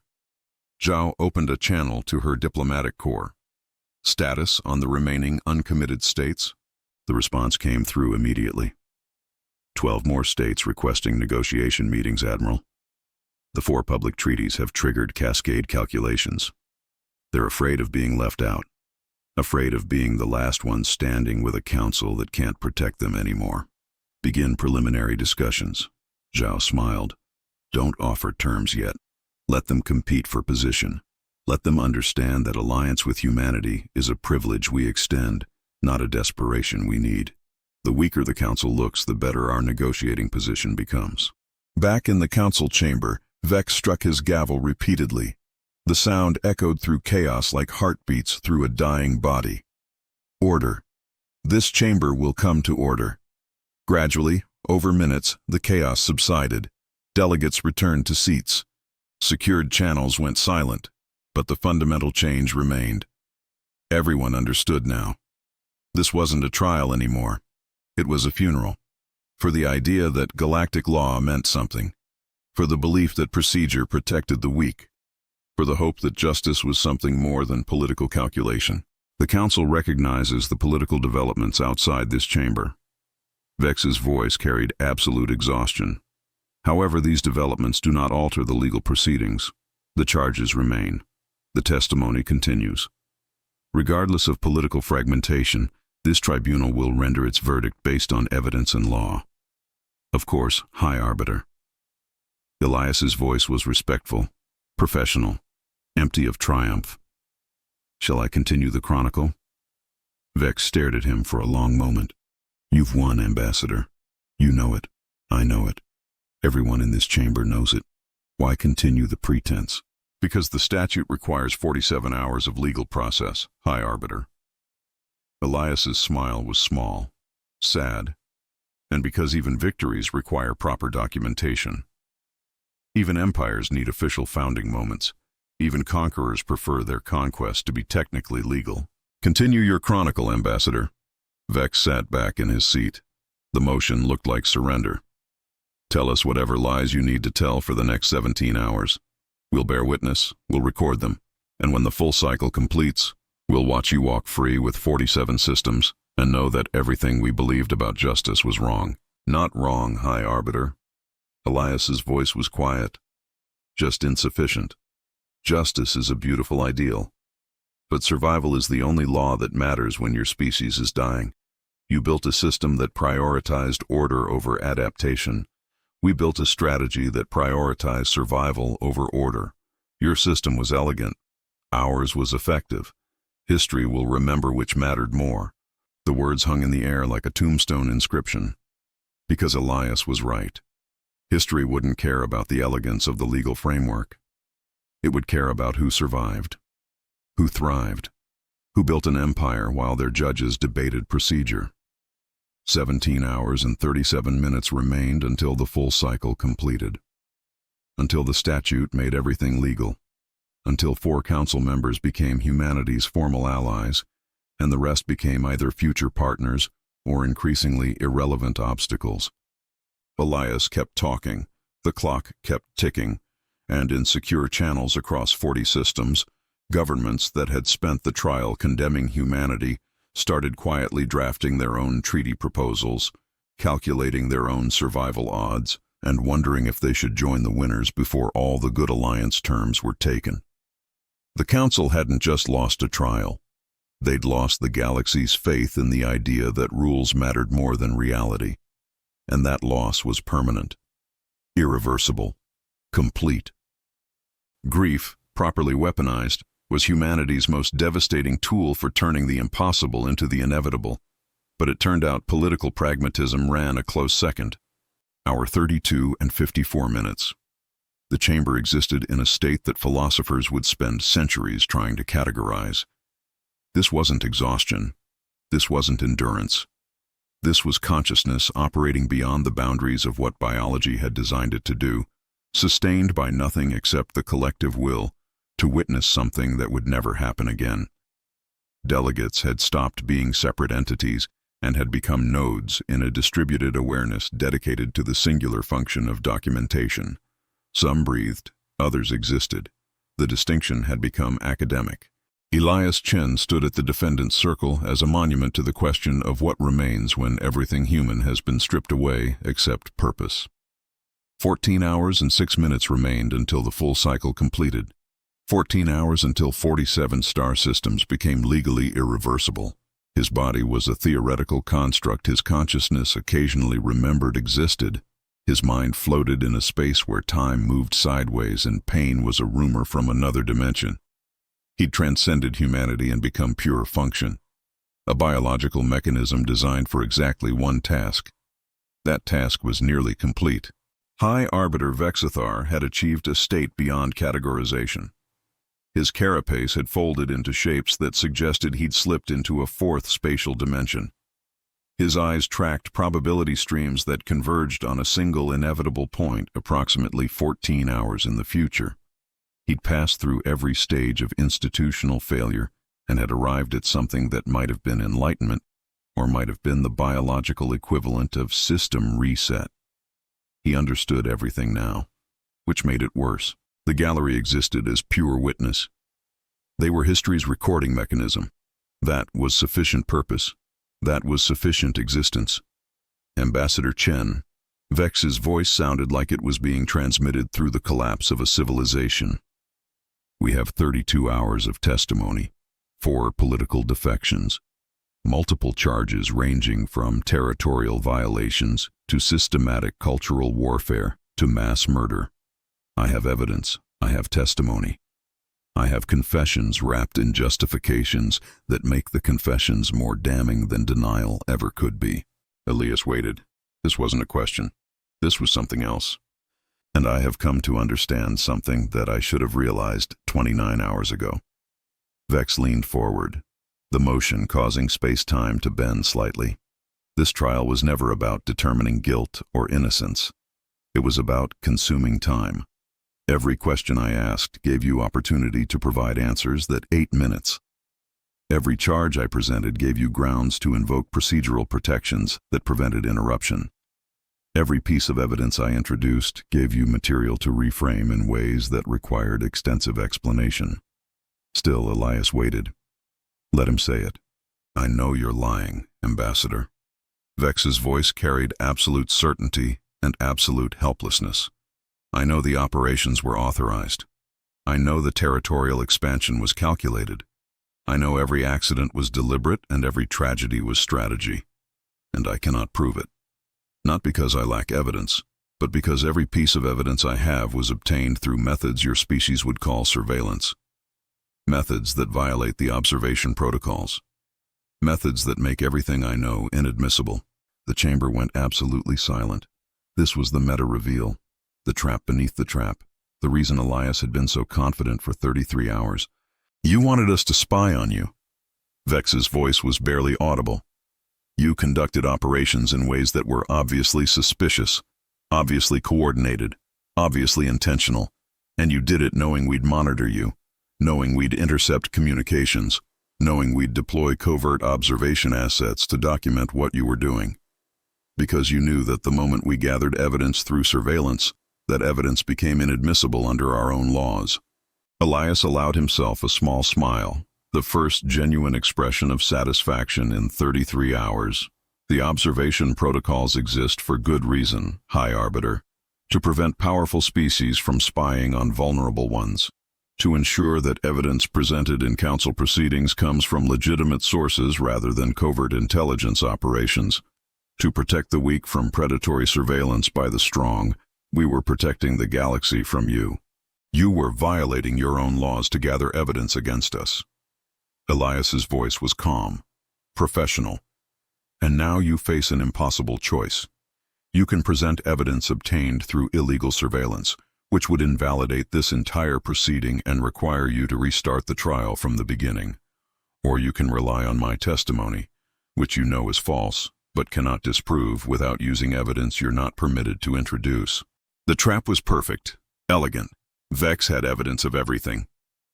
Communications proving the false flag operation was authorized. Surveillance footage showing deliberate ecological warfare. Intercepts demonstrating coordinated political negotiations during the trial. Everything he needed to prove humanity's guilt.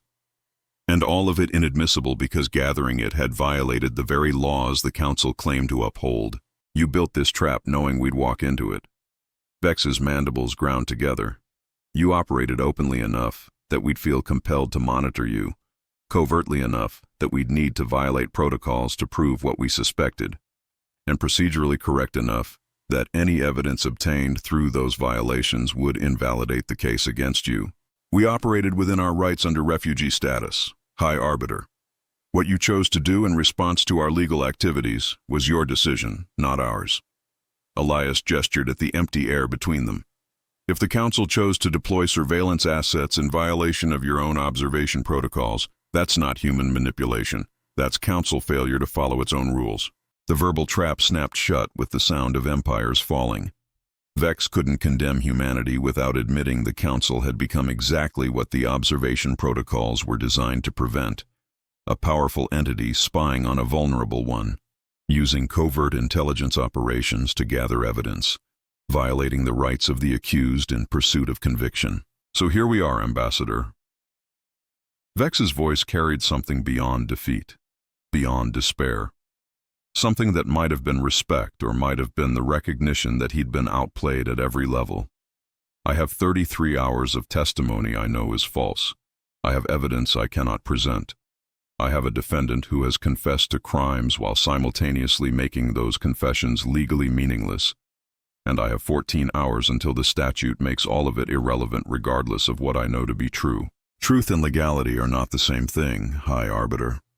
Elias's voice was quiet. You built a system that prioritized procedural correctness over factual accuracy. We simply understood that system better than you did, used it more precisely than you imagined possible, and exploited the gaps between what's true and what's provable until the distinction stopped mattering. You've murdered justice, Ambassador. We've survived extinction, High Arbiter. Justice was the luxury of species who had homes to defend and futures to plan for. We had neither, so we used whatever tools your laws provided. However, those laws could be bent. Whatever advantages could be found in the spaces between what you wrote and what you meant. Elias met his gaze directly. You built a beautiful system.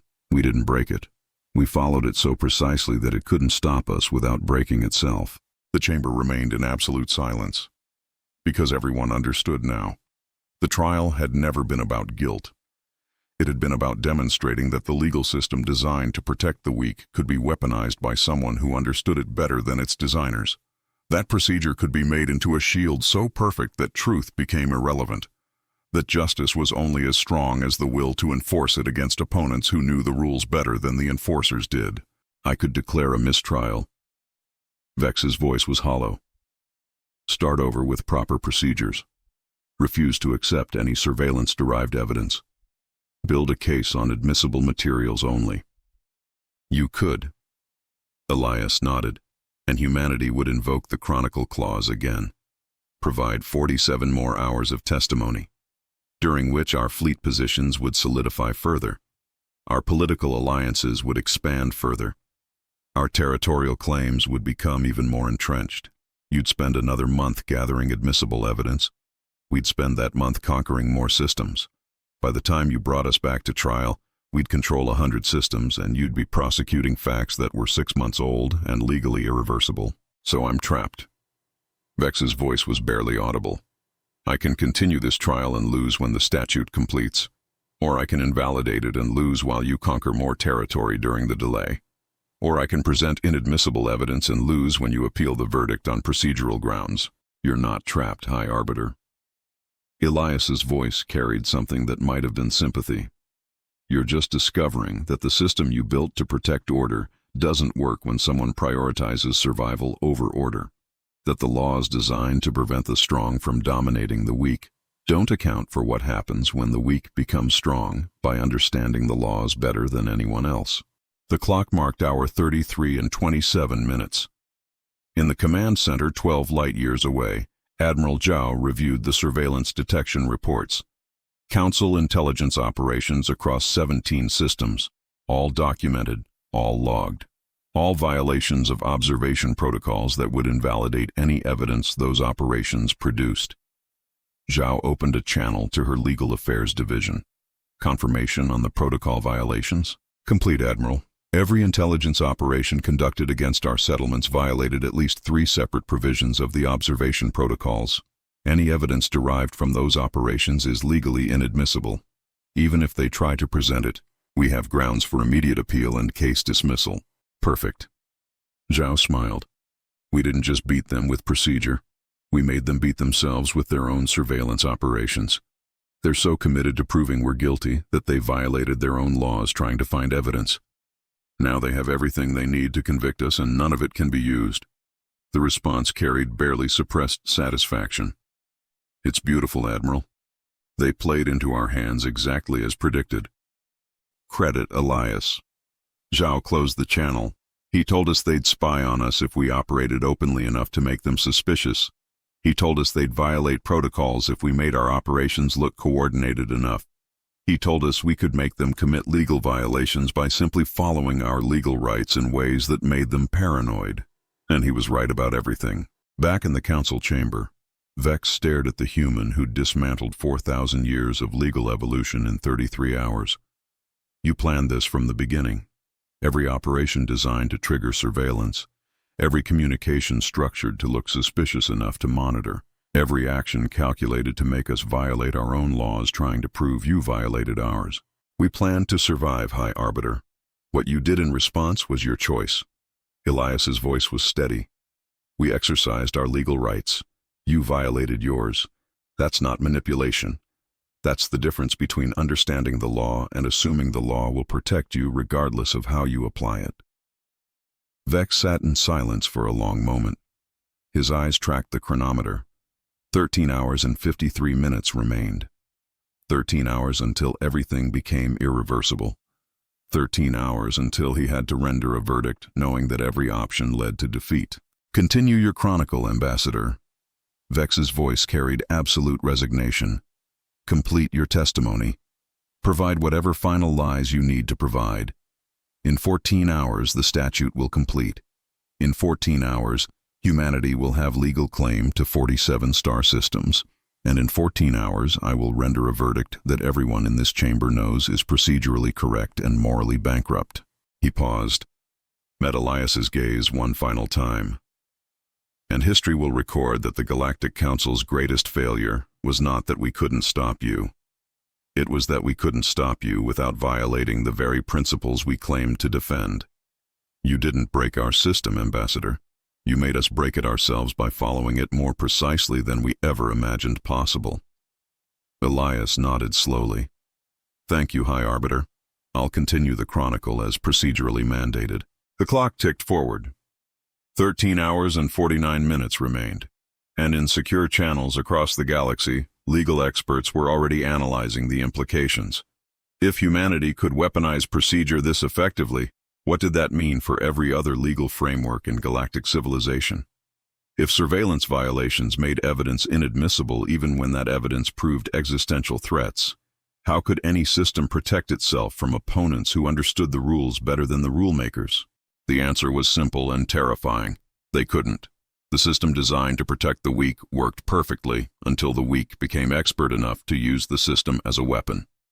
And once that threshold was crossed, the system became the weapon itself.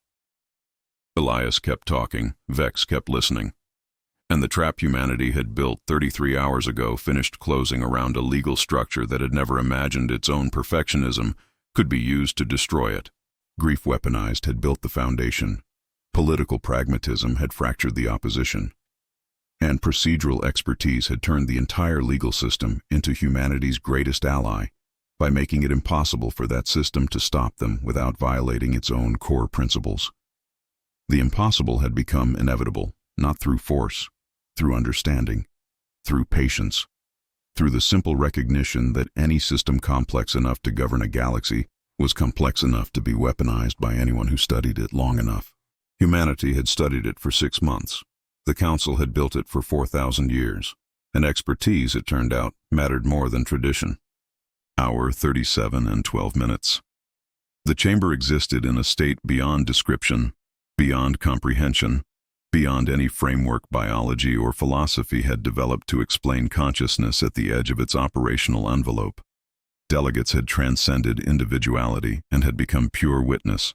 Some maintained biological function. Others had achieved states that made the distinction between life and elaborate meditation irrelevant. The archivists' recording nodes pulsed in patterns that might have been documentation or might have been the digital equivalent of prayer. Elias Chen stood at the defendant's circle as the answer to the question of what remains when everything human has been consumed except will. 9 hours and 48 minutes remained until the full cycle completed. 9 hours until 47 star systems became legally irreversible. His body was a philosophical concept, his consciousness occasionally acknowledged out of courtesy. His mind existed in a space where time had stopped being linear and had become more like texture or temperature. He was pure function now, a biological mechanism designed for exactly one purpose. That purpose was hours from completion. High Arbiter Vex had passed through every stage of institutional failure and had arrived at something that might have been acceptance or might have been the psychological equivalent of heat death. His carapace had twisted into impossible angles, as if slipping through a fourth dimension. His eyes no longer tracked different timelines. They'd all converged on a single inevitable point, 9 hours and 48 minutes in the future. He understood everything now, which made continuing his function simultaneously meaningless and absolutely necessary. The gallery existed as distributed consciousness dedicated to the singular purpose of bearing witness to the end of an era. Ambassador Chen. Vex's voice carried a quality that suggested he'd stopped fighting and had started documenting. We have 37 hours of testimony. We have confessions wrapped in justifications. We have evidence I cannot use and testimony I know is false. We have 9 hours and 48 minutes until the statute completes, and everything becomes legally irreversible. Elias waited. Let him finish. I find myself wondering about the nature of what we've been doing here. Vex leaned forward slightly, the motion causing reality to ripple. Is this a trial, or is it theater? Are we seeking truth, or are we performing truth-seeking for an audience that knows the outcome was determined before the first word was spoken? It's both, High Arbiter. Elias's voice was quiet, honest for perhaps the first time in 37 hours. It's a trial because the legal process is real. The charges are real. The evidence is real. And it's theater because we both knew how it would end before I invoked the Chronicle Clause. The question was never whether I'd be convicted. It was whether you'd be able to stop the process before the statute made conviction irrelevant. And I couldn't. You couldn't. Elias nodded. Not because you lacked evidence, not because you lacked authority, but because the system you built prioritized procedure over outcome. And I understood that system better than you did. You studied us. Vex's voice carried something that might have been curiosity. For how long? 6 months of intensive legal analysis. Elias allowed himself a small, tired smile. Every precedent case, every procedural rule, every loophole and exception and ambiguity. We had teams of lawyers working in shifts, modelers running simulations, strategists gaming out every possible countermove you might make. We mapped your legal system more thoroughly than you've ever mapped it yourselves, because your survival depended on it. Because our survival depended on it. Elias met his gaze. You had 4,000 years to perfect your system. We had 6 months to break it. So we studied harder, worked longer, analyzed deeper. And we discovered something you'd forgotten because you'd never needed to remember it. What was that, Ambassador? That any system complex enough to govern a galaxy is complex enough to be weaponized by anyone desperate enough to master it. Elias paused. You built a beautiful system, elegant, comprehensive, fair, and you forgot that fairness can be weaponized, that procedure can be turned into a shield, that the very mechanisms designed to protect the weak become weapons when the weak learn to use them better than the strong. The chamber remained silent. This wasn't testimony anymore. This was something else. Two exhausted opponents discussing the nature of what they'd been doing to each other for 37 hours. Tell me something, Ambassador. Vex's voice was conversational now, almost friendly. Did you believe any of it? The justifications, the reframings, the arguments that conquest was survival and atrocity was necessity. Elias was quiet for a long moment. Some of it. The parts about being desperate, about having nowhere to go, about watching our species die, and knowing that asking permission would mean watching them die slower. Those parts were true. And the rest? Lies wrapped in enough truth to pass procedural scrutiny. Elias's voice was flat. I lied about authorization. I lied about intent. I lied about whether our accidents were actually accidents. But I told the truth about why. We were dying, High Arbiter. Slowly, invisibly. Deaths that didn't make headlines because they were scattered across deep space instead of concentrated in dramatic incidents. The Council's refugee system was designed for species who could wait. We couldn't wait. So we stopped asking permission and started taking what we needed to survive. And you don't regret it. I regret a lot of things, High Arbiter. Elias's voice carried authentic weight. I regret that we had to become what we became. I regret the people who died for our survival. I regret that my daughter burned up in Earth's atmosphere while I was giving orders that might have saved her if I'd prioritized differently. But I don't regret that humanity survived. I don't regret that 47 star systems now have human children learning human languages and growing up with futures instead of dying in refugee camps waiting for permission to exist. You traded morality for survival. I traded one version of morality for another. Elias met his gaze. You have the morality of systems and procedure. We developed the morality of desperation and necessity. Neither one is wrong. They're just optimized for different circumstances. Your morality works when you have time and resources and stable environments. Ours works when you're dying and desperate, and the alternative to breaking rules is watching your species end. Vex was quiet for a long moment. And in 9 hours and 48 minutes, your morality becomes the legal standard for an entire region of space. In 9 hours and 48 minutes, the statute makes our actions legally irreversible. Elias corrected gently. That doesn't make them moral. It just makes them legal. History will decide which mattered more. The clock marked hour 37 and 49 minutes. In the command center, 12 light years away, Admiral Zhao reviewed final positioning reports. All fleets in optimal positions. All political alliances confirmed. All legal traps set and armed. 9 hours and 11 minutes until full strategic control became legally irreversible. Zhao opened a channel to Elias on a secure frequency only he could access. Final status check. You still functional? The response came back after a delay that suggested Elias was operating several seconds behind real time. Functional is a generous term. I'm conscious, I'm verbal, I'm maintaining procedural compliance. Whether that constitutes functional is a philosophical question. 9 more hours. Zhao's voice carried something that might have been sympathy. Can you make it? I'll make it. Elias's response was certain despite the exhaustion. I've come too far to fail in the last 9 hours. Maya didn't die so I could collapse before the statute completes. The line went silent for a moment. We're going to win, Elias. What you're doing matters. What I'm doing is talking for 47 hours straight while lying about most of it. Elias's voice was flat. But if that's what saves humanity, then I'll talk for another 9 hours and lie for another 9 hours and stand here until my body gives out or the statute completes, whichever comes first. Zhao closed the channel. Sometimes she forgot what they'd asked of him, what it cost to turn a man into a weapon, what it meant to spend 37 hours defending the indefensible while your body slowly consumed itself to fuel consciousness.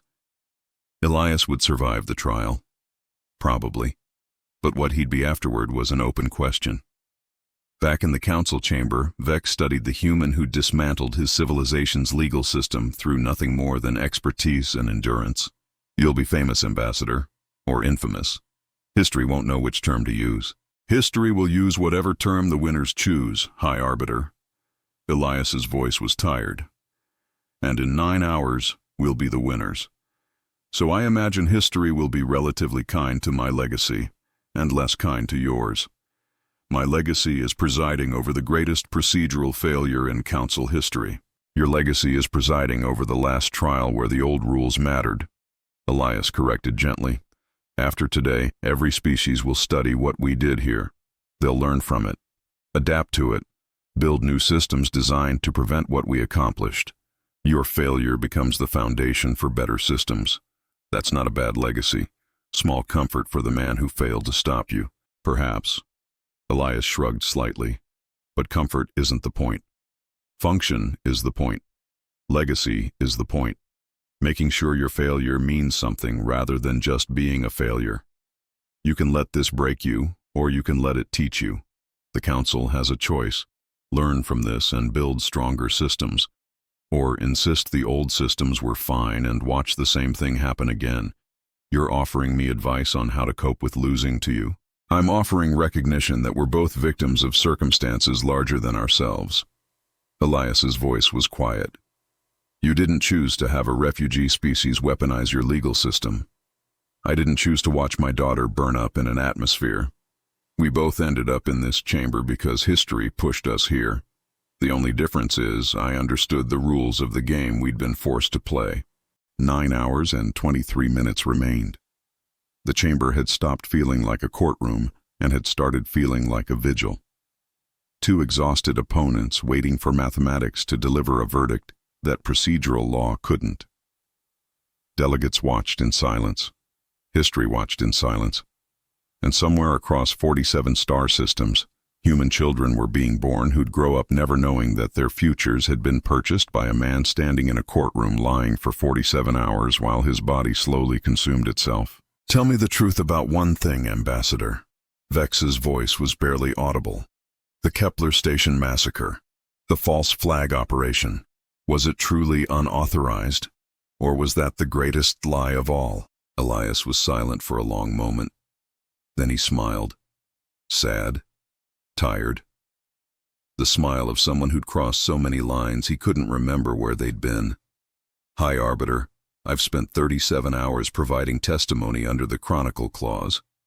In 9 hours, that testimony becomes the official historical record. Whatever truth exists, that record is what will matter. And I've given you a record that says it was unauthorized. That's the truth that will survive. That's not an answer. It's the only answer that matters." Elias met his gaze. Because in 9 hours, truth stops being about what happened and starts being about what's written down. And I've spent 37 hours writing the version that lets humanity survive with less guilt than we might otherwise carry. Whether that version is accurate is less important than whether it's functional. You've rewritten history before it's even finished happening. I've provided the historical record that will be referenced when people ask what happened here. Elias's voice was steady. "The actual truth? That'll die with me. With Admiral Zhao. With the commanders who gave orders and the soldiers who followed them. Future generations will have the version that lets them sleep at night. And that's a gift, High Arbiter. A gift I'm giving humanity at the cost of whatever's left of my soul." The chamber remained in absolute silence, because everyone understood now. They weren't witnessing justice. They weren't witnessing law. They were witnessing one man taking on the moral weight of an entire species' survival, so that future generations wouldn't have to carry it. Lying for 47 hours so that the official record would be clean enough for humanity to build a civilization on. Weaponizing his own grief and exhaustion, and willingness to lie so that children not yet born could grow up in a galaxy that had accepted their species' right to exist. "Continue your chronicle, Ambassador."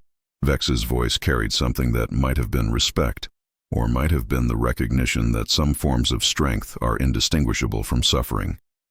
"Complete your testimony. Finish what you started. In 9 hours, I'll render a verdict that everyone knows is procedurally correct and morally complicated, and we'll both live with what we've become in this chamber. Thank you, High Arbiter." "Don't thank me, Ambassador." Vex's voice was quiet. "You've won. But victories have costs, and I suspect you'll be paying the cost of this one for the rest of your life. I've been paying it since the Shenandoah burned up." Elias's voice was barely audible. "This is just the latest installment." The clock ticked forward. 9 hours and 17 minutes remained, and two exhausted men continued a dance they both knew the ending to, performing their roles because history demanded it and biology permitted it, and neither one of them knew how to stop even if stopping had been possible. Grief built the foundation. Pragmatism fractured the opposition. Procedural mastery turned their perfect system into our perfect weapon. And now, in the final hours, exhaustion and honesty were turning enemies into something that looked almost like understanding. Not forgiveness, not friendship. Just the recognition that they'd both been forced into roles larger than themselves and had played those roles as well as biology permitted. In 9 hours, one would be victorious and one would be defeated. But in this moment, they were just two people who'd spent 37 hours fighting each other and had finally run out of energy to pretend they were anything except exhausted. The trial continued. The clock ticked down, and history waited to record whatever version of truth survived the next 9 hours. Hour 47 and 0 minutes. The chamber existed in a state that would require new frameworks of consciousness to explain. Delegates had transcended biological function and had become pure documentation. Some maintained respiration as ceremonial gesture rather than necessity. Others had achieved states indistinguishable from suspended animation, except for the fact that their eyes remained open, tracking the chronometer with the precision of targeting systems. The archivist's recording nodes pulsed in patterns that had moved beyond documentation into something that looked like witnessing the birth and death of civilization simultaneously. Elias Chen stood at the defendant's circle as the answer to every question about human endurance and its relationship to willpower. 0 hours remained until the full cycle completed. 0 minutes, 0 seconds. The statute of limitations had arrived. 47 star systems were now legally, irreversibly, permanently human. His body was a theoretical construct his consciousness had stopped acknowledging approximately 12 hours ago. His mind existed as pure function in a space where time had stopped having texture and had become more like a single eternal moment. He'd transcended humanity 40 hours ago. What remained was purpose wrapped in meat. High Arbiter Vex had passed through every possible state of institutional existence and had arrived at something that might have been transcendence, or might have been the biological equivalent of a system accepting its own obsolescence. His carapace had twisted into impossible angles, as though slipping through a fourth dimension. His eyes tracked a single point in time that had just arrived, the moment when everything changed, the moment when 4,000 years of legal evolution proved insufficient against 6 months of desperate human analysis. The gallery existed as distributed consciousness, bearing witness to the end of an era and the beginning of whatever came next. The chronometer struck hour 47. A tone sounded throughout the chamber. Soft, simple, the kind of sound that would be unremarkable in any other context. In this context, it sounded like the universe cracking in half. Ambassador Chen. Vex's voice carried the weight of civilizations watching their foundations dissolve. The full judicial cycle has completed. 47 hours of continuous legal proceedings have elapsed. Under Galactic Law, Section 8, Paragraph 4, any territorial claim presented before this council and uncontested for the duration of a full judicial cycle is ratified as legal precedent. Elias said nothing. Let him finish. You have spent 47 hours outlining humanity's territorial presence across 47 star systems. You have provided historical context. You have answered questions. You have invoked every procedural protection available under council law. Vex paused, the silence stretching like fabric about to tear. And this council has questioned, has challenged, has presented evidence, but we have not formally rejected a single territorial claim, not through formal vote, not through official ruling, not through any mechanism that constitutes legal contestation under the statute. The chamber remained absolutely silent. This was the moment. The trap springing. The thing Elias had been building toward for 47 hours. Because we couldn't. Vex's voice carried something beyond defeat, something that might have been respect or might have been horror at the perfection of the trap. Every attempt to formally contest your claims would have required evidence. Evidence we possessed but couldn't present without admitting to surveillance violations. Evidence that was inadmissible under our own laws. So we questioned. We challenged. We presented counter-arguments. But we never formally contested, never officially rejected, never rendered the legal determination necessary to prevent the statute from applying. You're saying we won? Elias's voice was quiet, exhausted, empty of triumph. I'm saying you constructed a legal trap so perfect that this council had no option except to lose. Vex leaned forward, the motion causing reality to bend. You invoked the Chronicle Clause, guaranteeing uninterrupted testimony. You structured that testimony to last exactly 47 hours. You defended territorial claims in ways that made formal rejection require inadmissible evidence. And you did all of this while conducting parallel military and diplomatic operations that made enforcement impossible, even if we'd found legal grounds for it.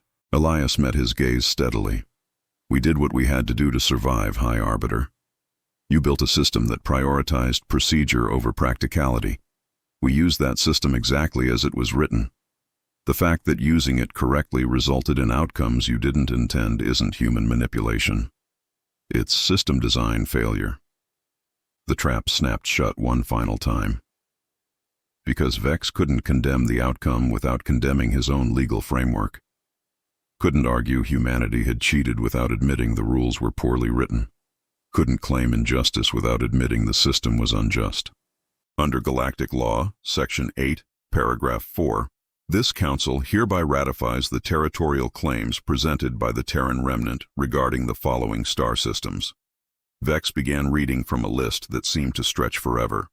Viridian Primary, Viridian Secondary, Viridian Tertiary, Kepler 7 through Kepler 14, Altair Hub and associated territories, Sector 7 Ecological Zones 1 through 17.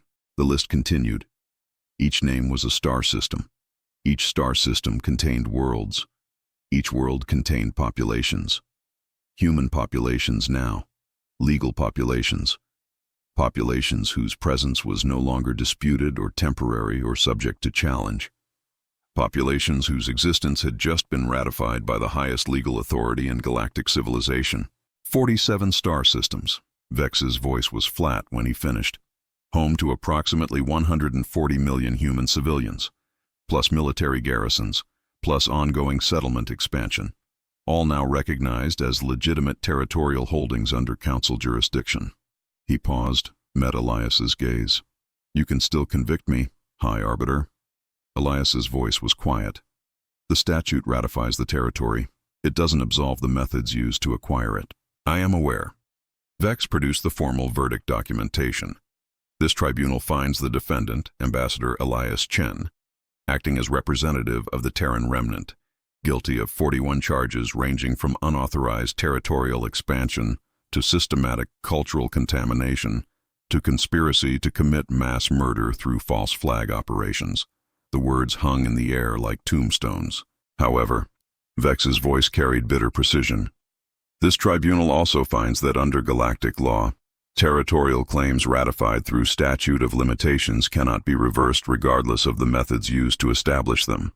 Therefore, while this Council condemns the actions that led to human territorial expansion, we cannot order reversal of that expansion without violating our own legal frameworks.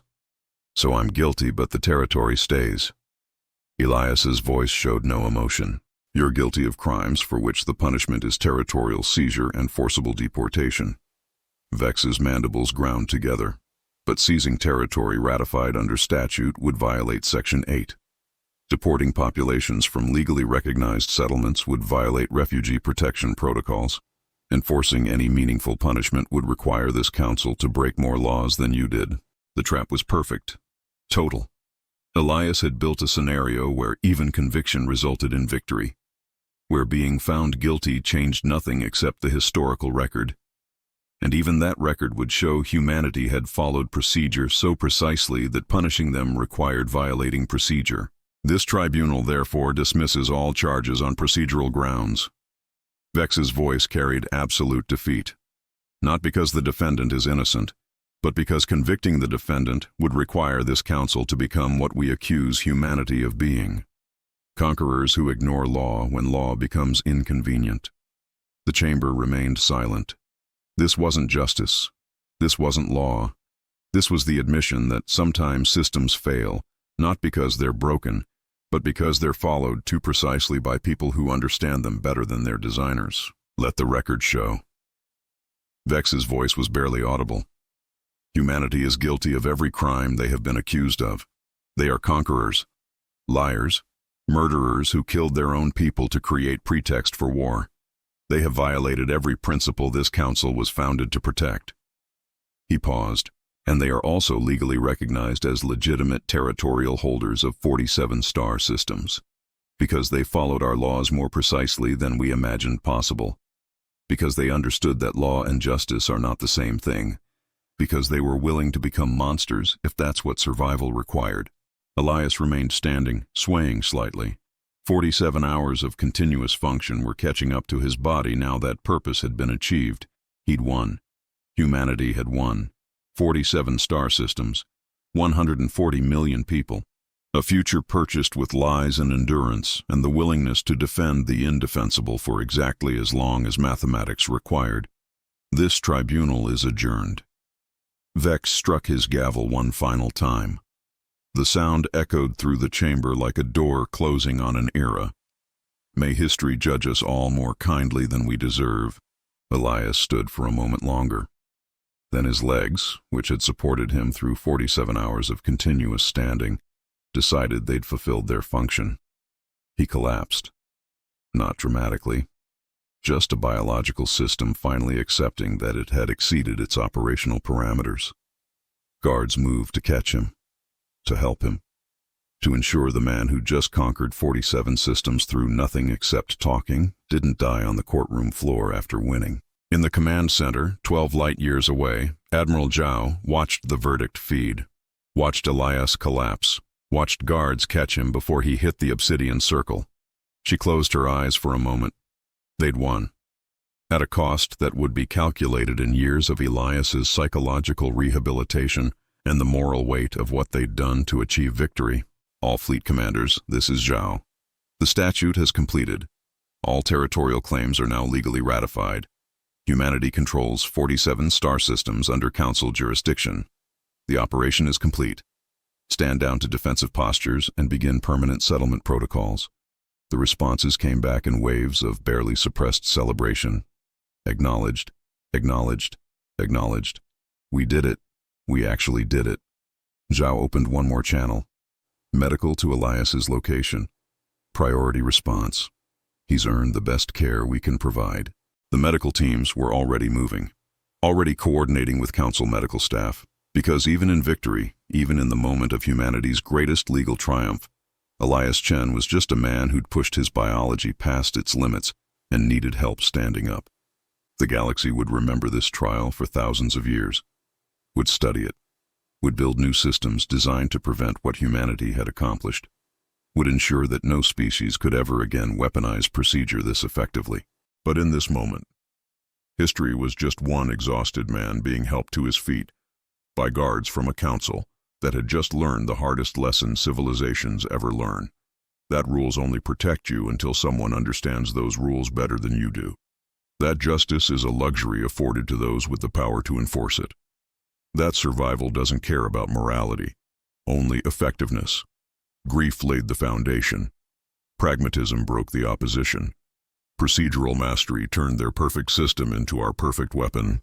And 47 hours of talking had just purchased 47 star systems for a species that had learned the most important lesson about law and power. That expertise, when combined with desperation, trumps tradition every single time. The trial was over. The era was over. And whatever came next would be built on the ruins of the system that had failed to stop a single human from talking for 2 days straight, while his species conquered more territory than any empire had taken in 4 millennia. All because Elias Chen understood one simple truth that the Council had forgotten. Any system complex enough to govern a galaxy is complex enough to be weaponized by anyone desperate enough to master it. And humanity, it turned out, was very desperate and very good at mastering systems. 6 months before the trial, the strategy room aboard the UNS Prometheus hummed with the quiet intensity of people planning something that had never been attempted in galactic history.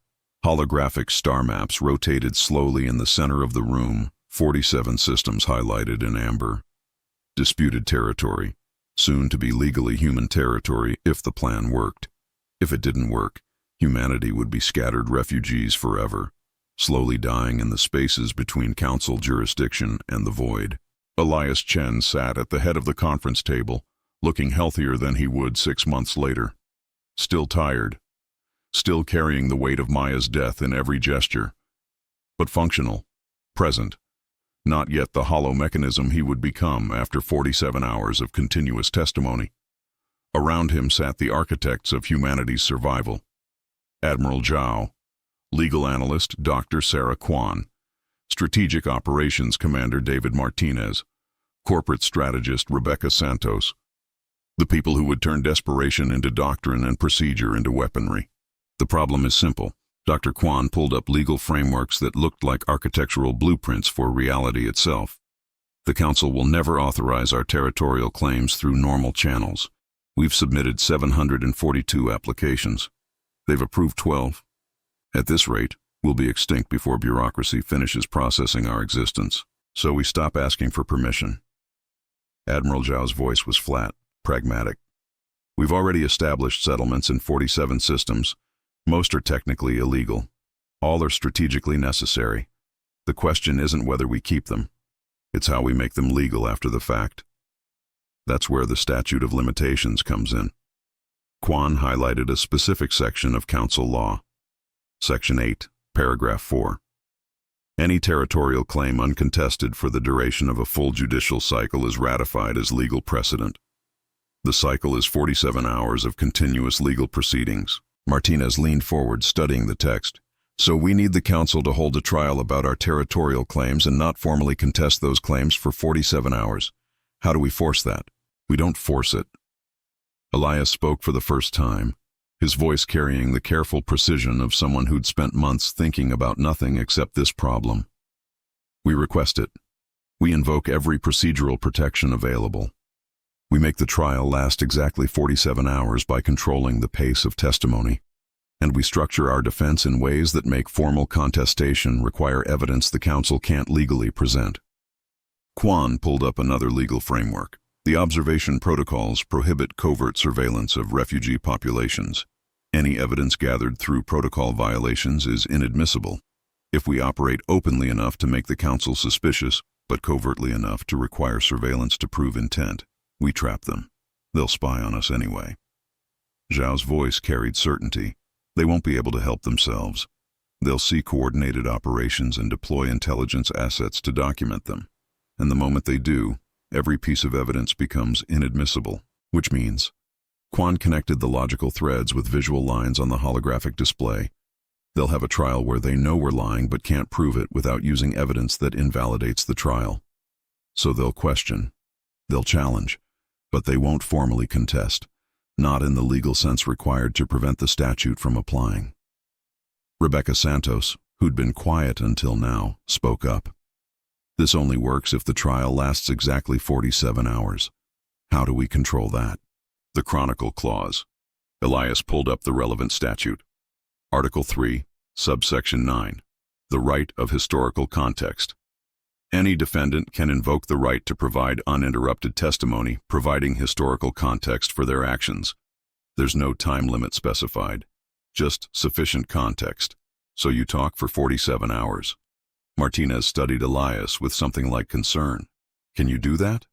Physically? I watched my daughter burn up in Earth's atmosphere because I prioritized fleet coordination over individual rescue missions. Elias's voice was flat. I can stand in a courtroom and talk for 2 days. The question isn't whether I can do it. It's whether I can do it well enough to eat exactly 47 hours while defending claims we all know are indefensible. You'll be lying for 47 hours straight. Santos's voice carried professional assessment, not moral judgment.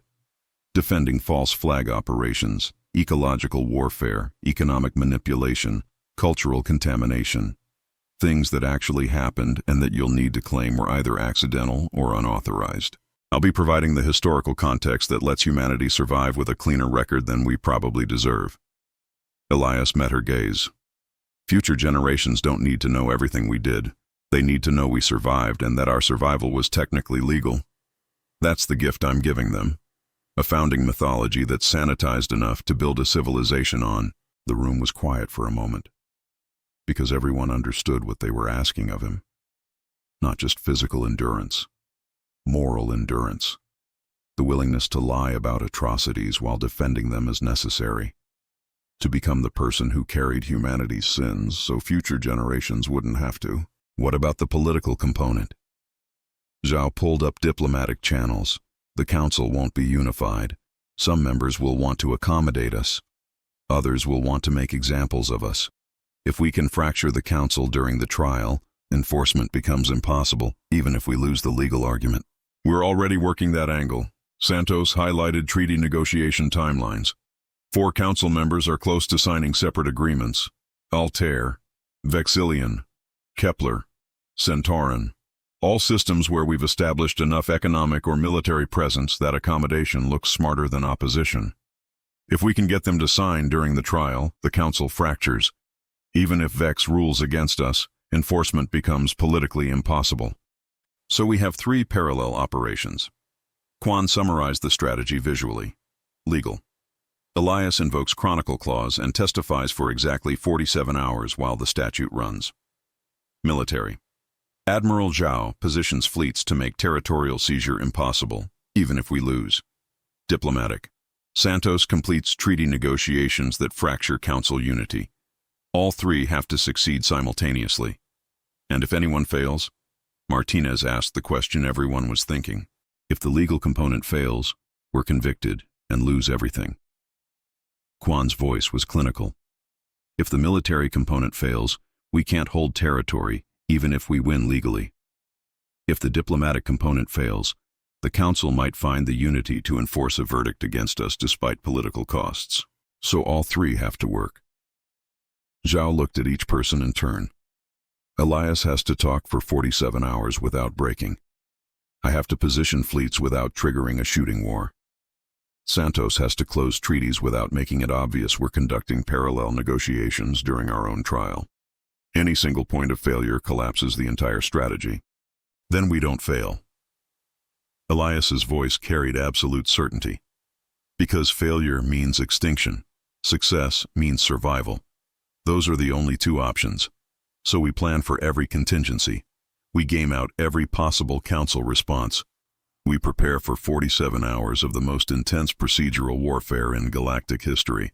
And we do it knowing that if we're wrong about any single detail, humanity dies slowly in refugee camps waiting for permission to exist that never comes. The room fell silent. This wasn't just a strategy. It was a gamble with species-level stakes. A bet that human understanding of council law was superior to 4,000 years of council legal tradition. A wager that desperation combined with expertise could overcome every institutional advantage the council possessed. I need preparation time. Elias looked at Quan. Every precedent case memorized, every procedural loophole mapped, every potential objection gamed out with counters. I need to know council law better than Vex knows it, better than anyone has ever known it.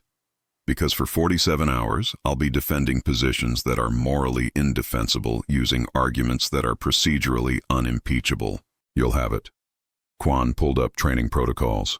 6 months of intensive legal preparation, mock trials, endurance training, psychological conditioning. We'll prepare you for every question Vex might ask and every trap he might set. You'll walk into that courtroom knowing more about council law than most high arbiters learn in 400 years. And if I break? Elias asked the question quietly. If 30 hours in I can't stand anymore? If 40 hours in I start making mistakes? Then humanity loses 47 star systems, and we're back to being refugees at the mercy of council bureaucracy. Zhao's voice was blunt. So you don't break. You find reserves you didn't know you had. You weaponize your grief for Maya into the fuel that keeps you standing. You become something beyond human, because that's what survival requires. Elias nodded slowly. 6 months to prepare for 47 hours. 6 months to transform himself from a grieving father into a biological mechanism designed for exactly one purpose.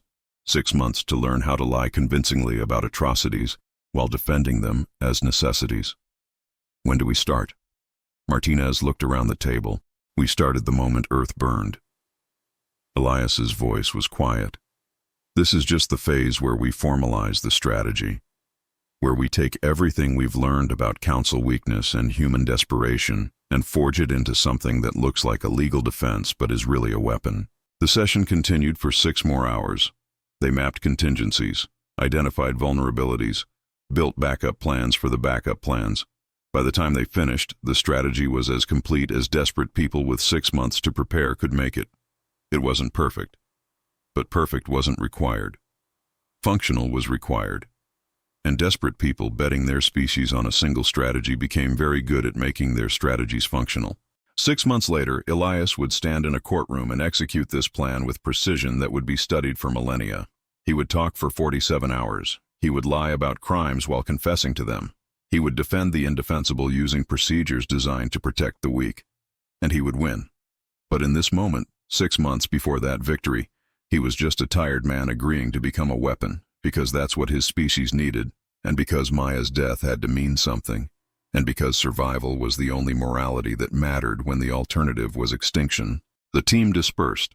The planning continued. And somewhere in the back of his mind, Elias began the process of transforming himself from a person into a function. From Elias Chen, father and diplomat, into Ambassador Chen, the man who would conquer 47 star systems by talking for 2 days straight while the galaxy watched. Grief laid the foundation. The next 6 months would build the weapon, and 47 hours after that, the weapon would fire with precision that would change galactic civilization forever. All because a group of desperate humans in a strategy room had understood one simple truth: that any system complex enough to govern a galaxy was complex enough to be weaponized by anyone desperate enough to master it.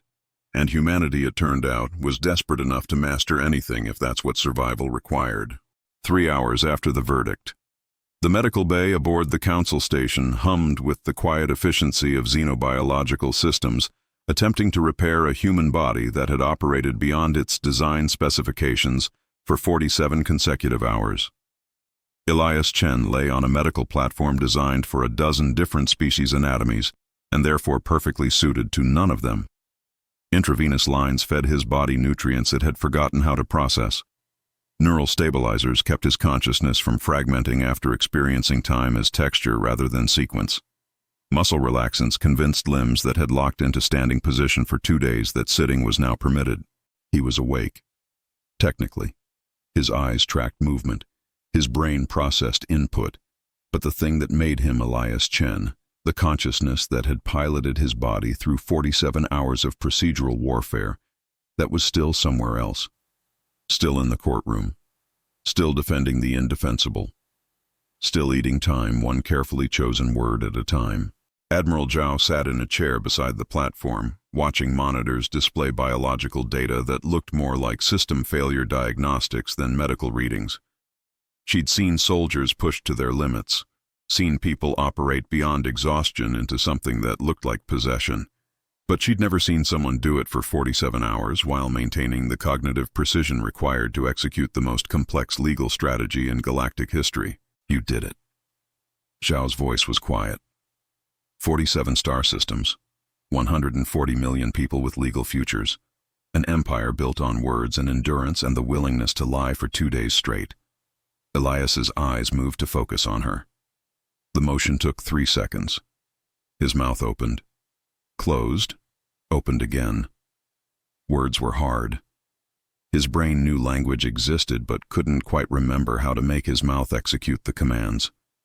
Finally, after what felt like geological time, he managed 2 words. Maya's death. Zhao understood. She'd known this moment would come. The moment when the purpose that had sustained him through impossible endurance was complete and there was nothing left except the grief he'd been running from. The daughter who'd burned up in an atmosphere. The future he'd failed to protect. The weight of knowing that everything he'd accomplished was built on the foundation of his greatest failure. She'd want you to know it mattered. Zhao's voice was steady.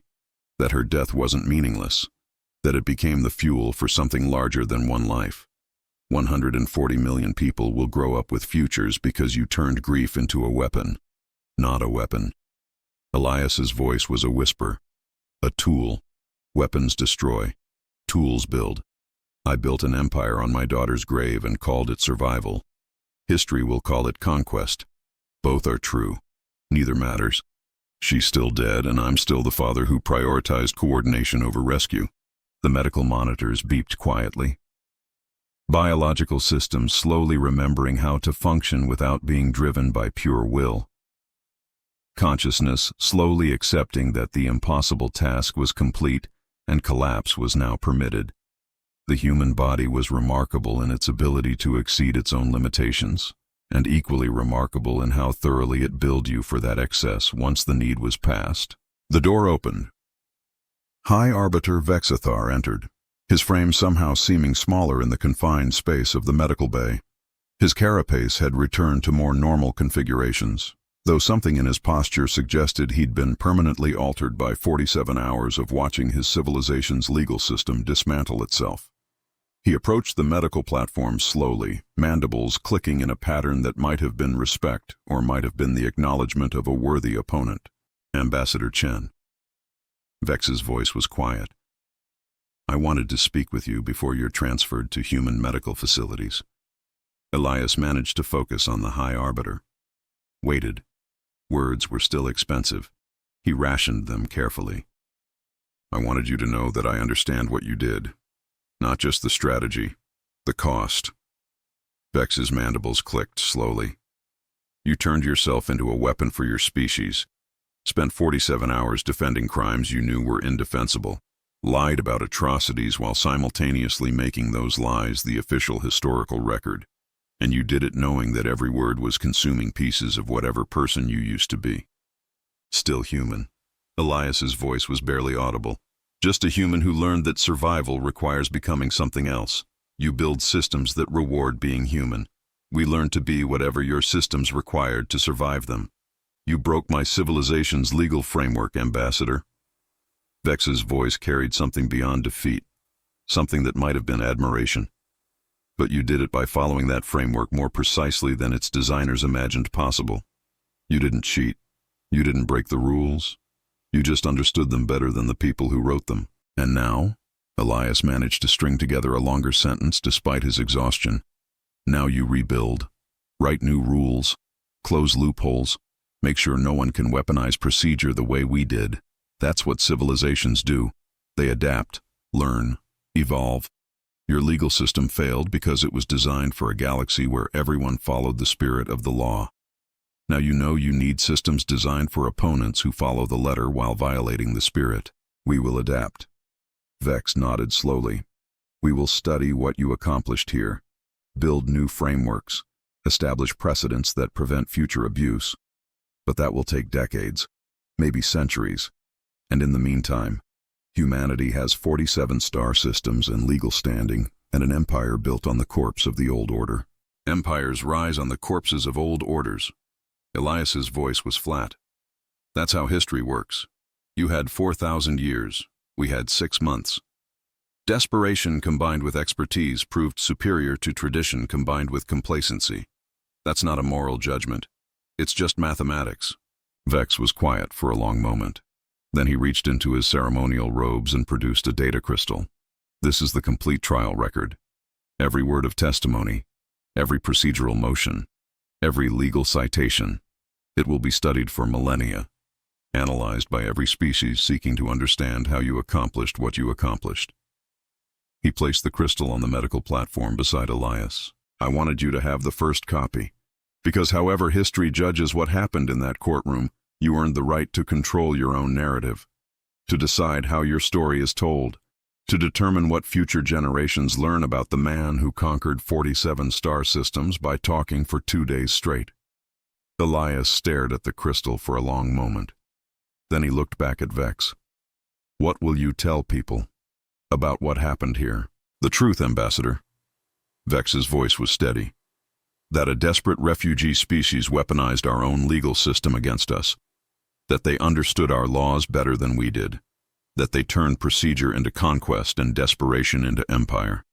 And that we failed to stop them not because they cheated, but because they played the game better than we knew the game could be played. And the lies? Elias's voice carried genuine curiosity. The testimony you know was false? The operations I claimed were unauthorized but that you know were sanctioned? Those will remain officially unproven. Vex's mandibles clicked in something that might have been bitter amusement, because proving them would require admitting we violated our own surveillance protocols, would require us to become what we accused you of being. So officially, your testimony stands. Officially, the operations were unauthorized. Officially, humanity's expansion was a series of accidents and miscalculations rather than calculated conquest. So I won the legal battle and the historical narrative. Elias closed his eyes. Maya would have hated that. She always wanted me to tell the truth, even when the truth hurt. Especially when the truth hurt. Then honor her by telling the truth to the people who matter. Vex's voice was quiet. Your family, your commanders, the soldiers who followed orders, they deserve to know what really happened. But history can have the sanitized version. The version that lets civilizations build on your foundation without carrying the full weight of what that foundation cost. Zhao had remained silent during this exchange, watching two exhausted opponents have a conversation that looked almost like understanding. Not friendship, not forgiveness, just the recognition that they'd both been forced into roles larger than themselves and had played those roles as well as biology and morality permitted. Ambassador, we need to transfer you to human medical facilities within the hour. Zhao stood, checking her data pad. Your body needs care that Council medical systems aren't optimized to provide. And there are people who want to see you. Your family. Your commanders. The soldiers who held 47 star systems while you held a courtroom. Elias nodded slowly. The motion took effort. Tell them I'll be ready. Tell them I'm human enough to want to see them and broken enough that I might not be good company. They'll understand. Zhao moved toward the door, then paused. Elias, what you did mattered. It cost you. It'll keep costing you. But it mattered. Everything costs. Elias's voice was barely audible. The question is whether what you bought is worth what you paid. Ask me in a year, when I've had time to calculate the price and assess the purchase. Right now, I'm just a man who stood in a courtroom for 47 hours and isn't sure whether he's a hero or a monster, or just a tool that served its function. You're human.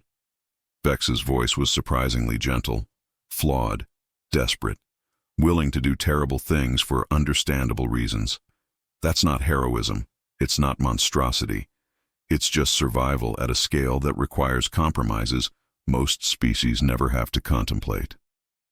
The High Arbiter moved toward the door. Then he paused, looking back at the broken man on the medical platform. Ambassador Chen, I hope you find peace with what you've done. I hope your species builds something worthy of the price you paid.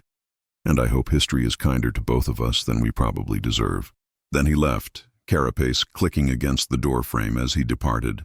Zhao followed, leaving Elias alone with medical monitors and the data crystal containing 47 hours of lies that would become the official truth. The room was quiet except for the hum of xenobiological systems and the steady beep of monitors confirming that yes, this broken thing was still technically alive and would probably remain so long enough to see what kind of civilization humanity built on the foundation he'd laid. Elias stared at the ceiling, counting the seconds between heartbeats, and wondered if Maya would have been proud or horrified by what her death had purchased. Wondered if 47 star systems was worth 47 hours of lies. Wondered if survival justified everything or nothing or something in between that language didn't have words for. The monitors beeped.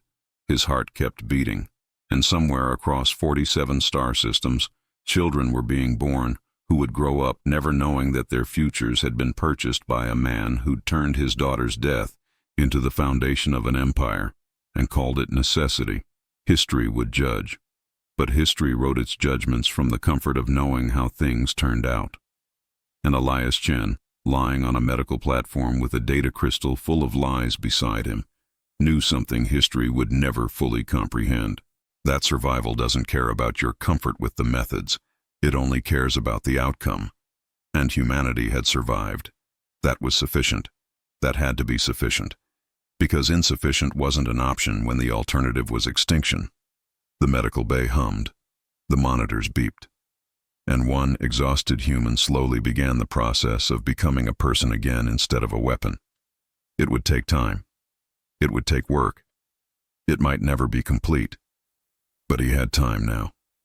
47 star systems worth of time. Purchased at a cost he'd be calculating for the rest of his life, 6 months after the verdict. The Galactic Law Academy on Centauri Prime hummed with the quiet intensity of young minds attempting to understand how their universe worked. In Lecture Hall 7, Professor Vegetal stood before a class of 200 students representing 43 different species, all united by their desire to understand the legal frameworks that governed galactic civilization, or had governed. Past tense was becoming increasingly necessary when discussing council authority. Today we discuss what has become known as the Exodus Precedent. Professor Vegetal pulled up holographic legal documents that glowed in the dim lecture hall. The trial of Ambassador Elias Chen, 47 hours of testimony, 47 star systems legally transferred to human control, and the complete restructuring of how we understand the relationship between procedure and justice. A young Centauran student, mandibles clicking nervously, raised a forelimb. "Professor, I read the entire trial transcript.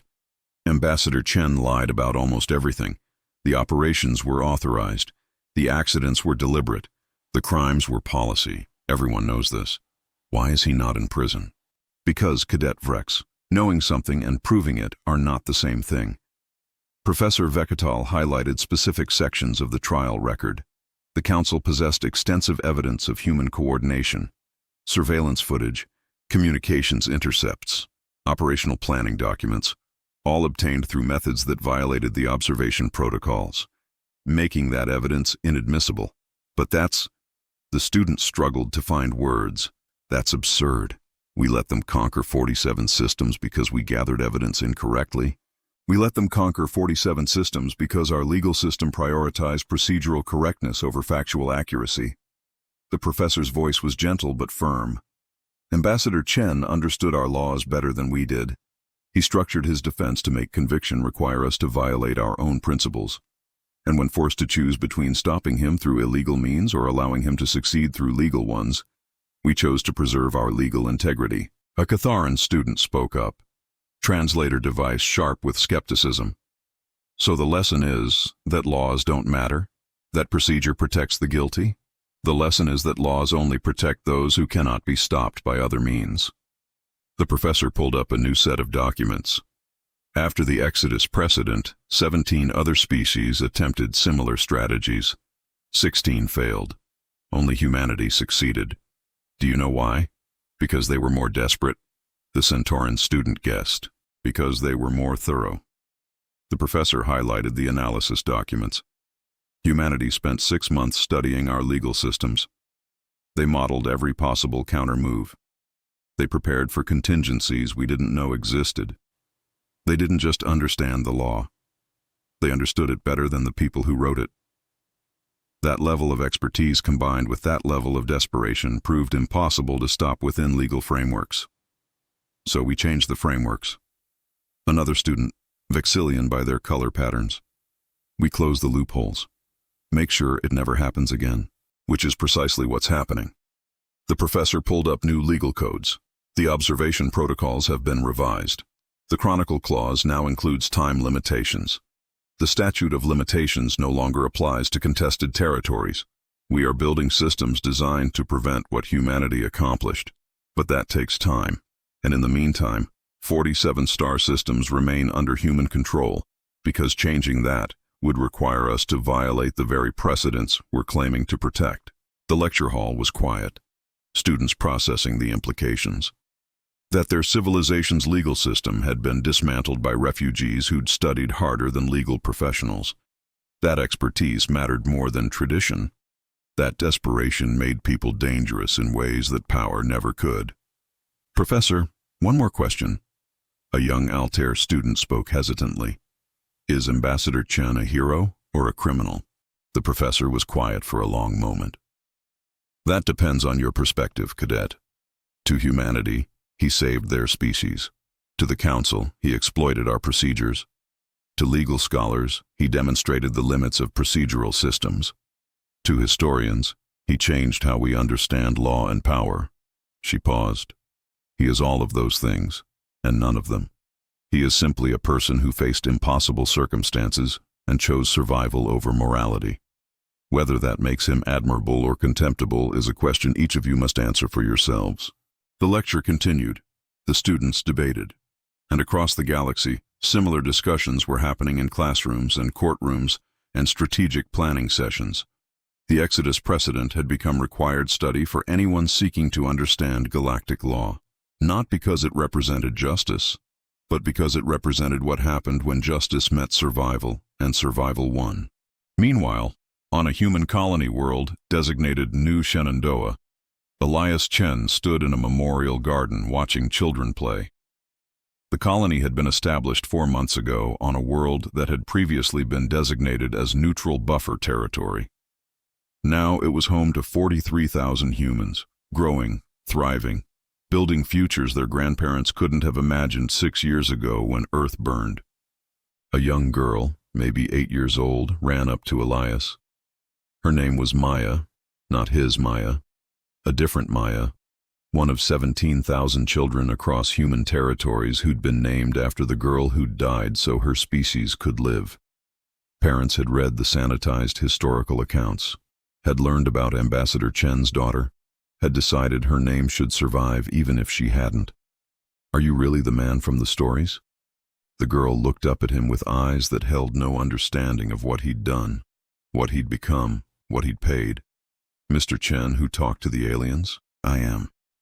Elias knelt to her level, the motion still causing pain in joints that had been locked standing for 47 hours. "I talked to them about why humanity needed homes, needed safety, needed a future, and they said yes because you were so good at talking?" "Something like that." Elias managed a smile. It was getting easier. Not easy, but easier. "They said yes because I explained things very carefully for a very long time, and sometimes that's what it takes to change minds. Patience and careful explanation." The girl nodded seriously. Then she ran back to her friends, already forgetting the conversation, already moving on to the important business of being a child in a world that was safe enough for childhood. Elias watched her go, wondering if his Maya would have played with the same abandon, would have run through gardens on worlds her father had conquered through lies, would have lived long enough to have children of her own who'd grow up in the empire her death had built. He would never know. That was the price. Wondering forever what might have been if he'd prioritized differently, chosen differently, been someone different enough that his daughter survived instead of becoming fuel for survival. Ambassador Chen, a voice behind him. Elias turned to find Admiral Zhao approaching, looking somehow both more relaxed and more tired than she had 6 months ago. The transition from desperate military operations to managing an actual empire had been challenging. Building was harder than conquering, maintenance harder than expansion. They were learning that in real time. "Admiral." Elias nodded greeting. "Come to check on the broken diplomat. Come to check on the man who built an empire." Zhao stood beside him, watching the children play. "How are you holding up?" "I'm here. Functioning, processing." Elias's voice was steady. "The therapists say I'm making progress, that I'm integrating what I did with who I am, that I'm becoming a person again instead of a weapon that's been retired." "And are you? Becoming a person again?" "I'm becoming something. Whether that something is a person or just a person-shaped collection of coping mechanisms is a question I'll let future historians answer." Elias watched a boy climb a tree, laughing when he reached the highest branch. "Some days I'm proud of what I accomplished. Some days I'm horrified. Most days I'm both simultaneously. I've decided that's acceptable. That living in that ambiguity is the price of survival at scale. The colony is thriving." Zhao gestured at the settlement visible in the distance. 3 more are being established this quarter. The economic output is exceeding projections. The political alliances are holding.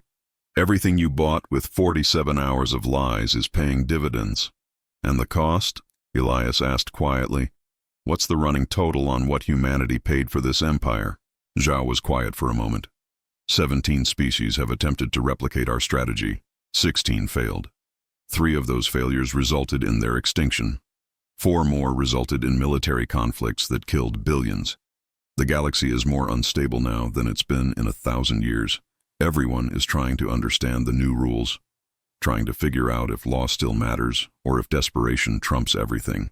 So we destabilized galactic civilization to save ourselves. We demonstrated that expertise combined with desperation can overcome any institutional advantage. Zhao's voice was clinical. Whether that's destabilization or evolution depends on whether the galaxy adapts or fractures. Right now, it's doing both. They stood in silence, watching children play in a garden on a world humanity had conquered through procedural warfare. Watching the future they'd purchased grow and laugh and build sandcastles and soil their grandparents couldn't have imagined touching. The cost had been high.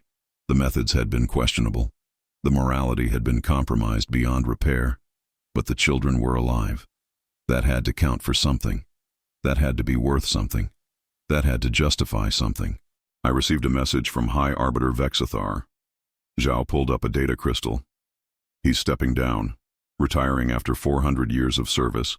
His last official act was to file a formal recommendation that the Council adopt humanity's legal analysis methods in all future procedural training. He's teaching them how we beat them. Elias managed a surprised laugh. That's either incredibly magnanimous or incredibly practical. He understands that we revealed weaknesses in systems he'd spent 4 centuries defending. Zhao pocketed the crystal.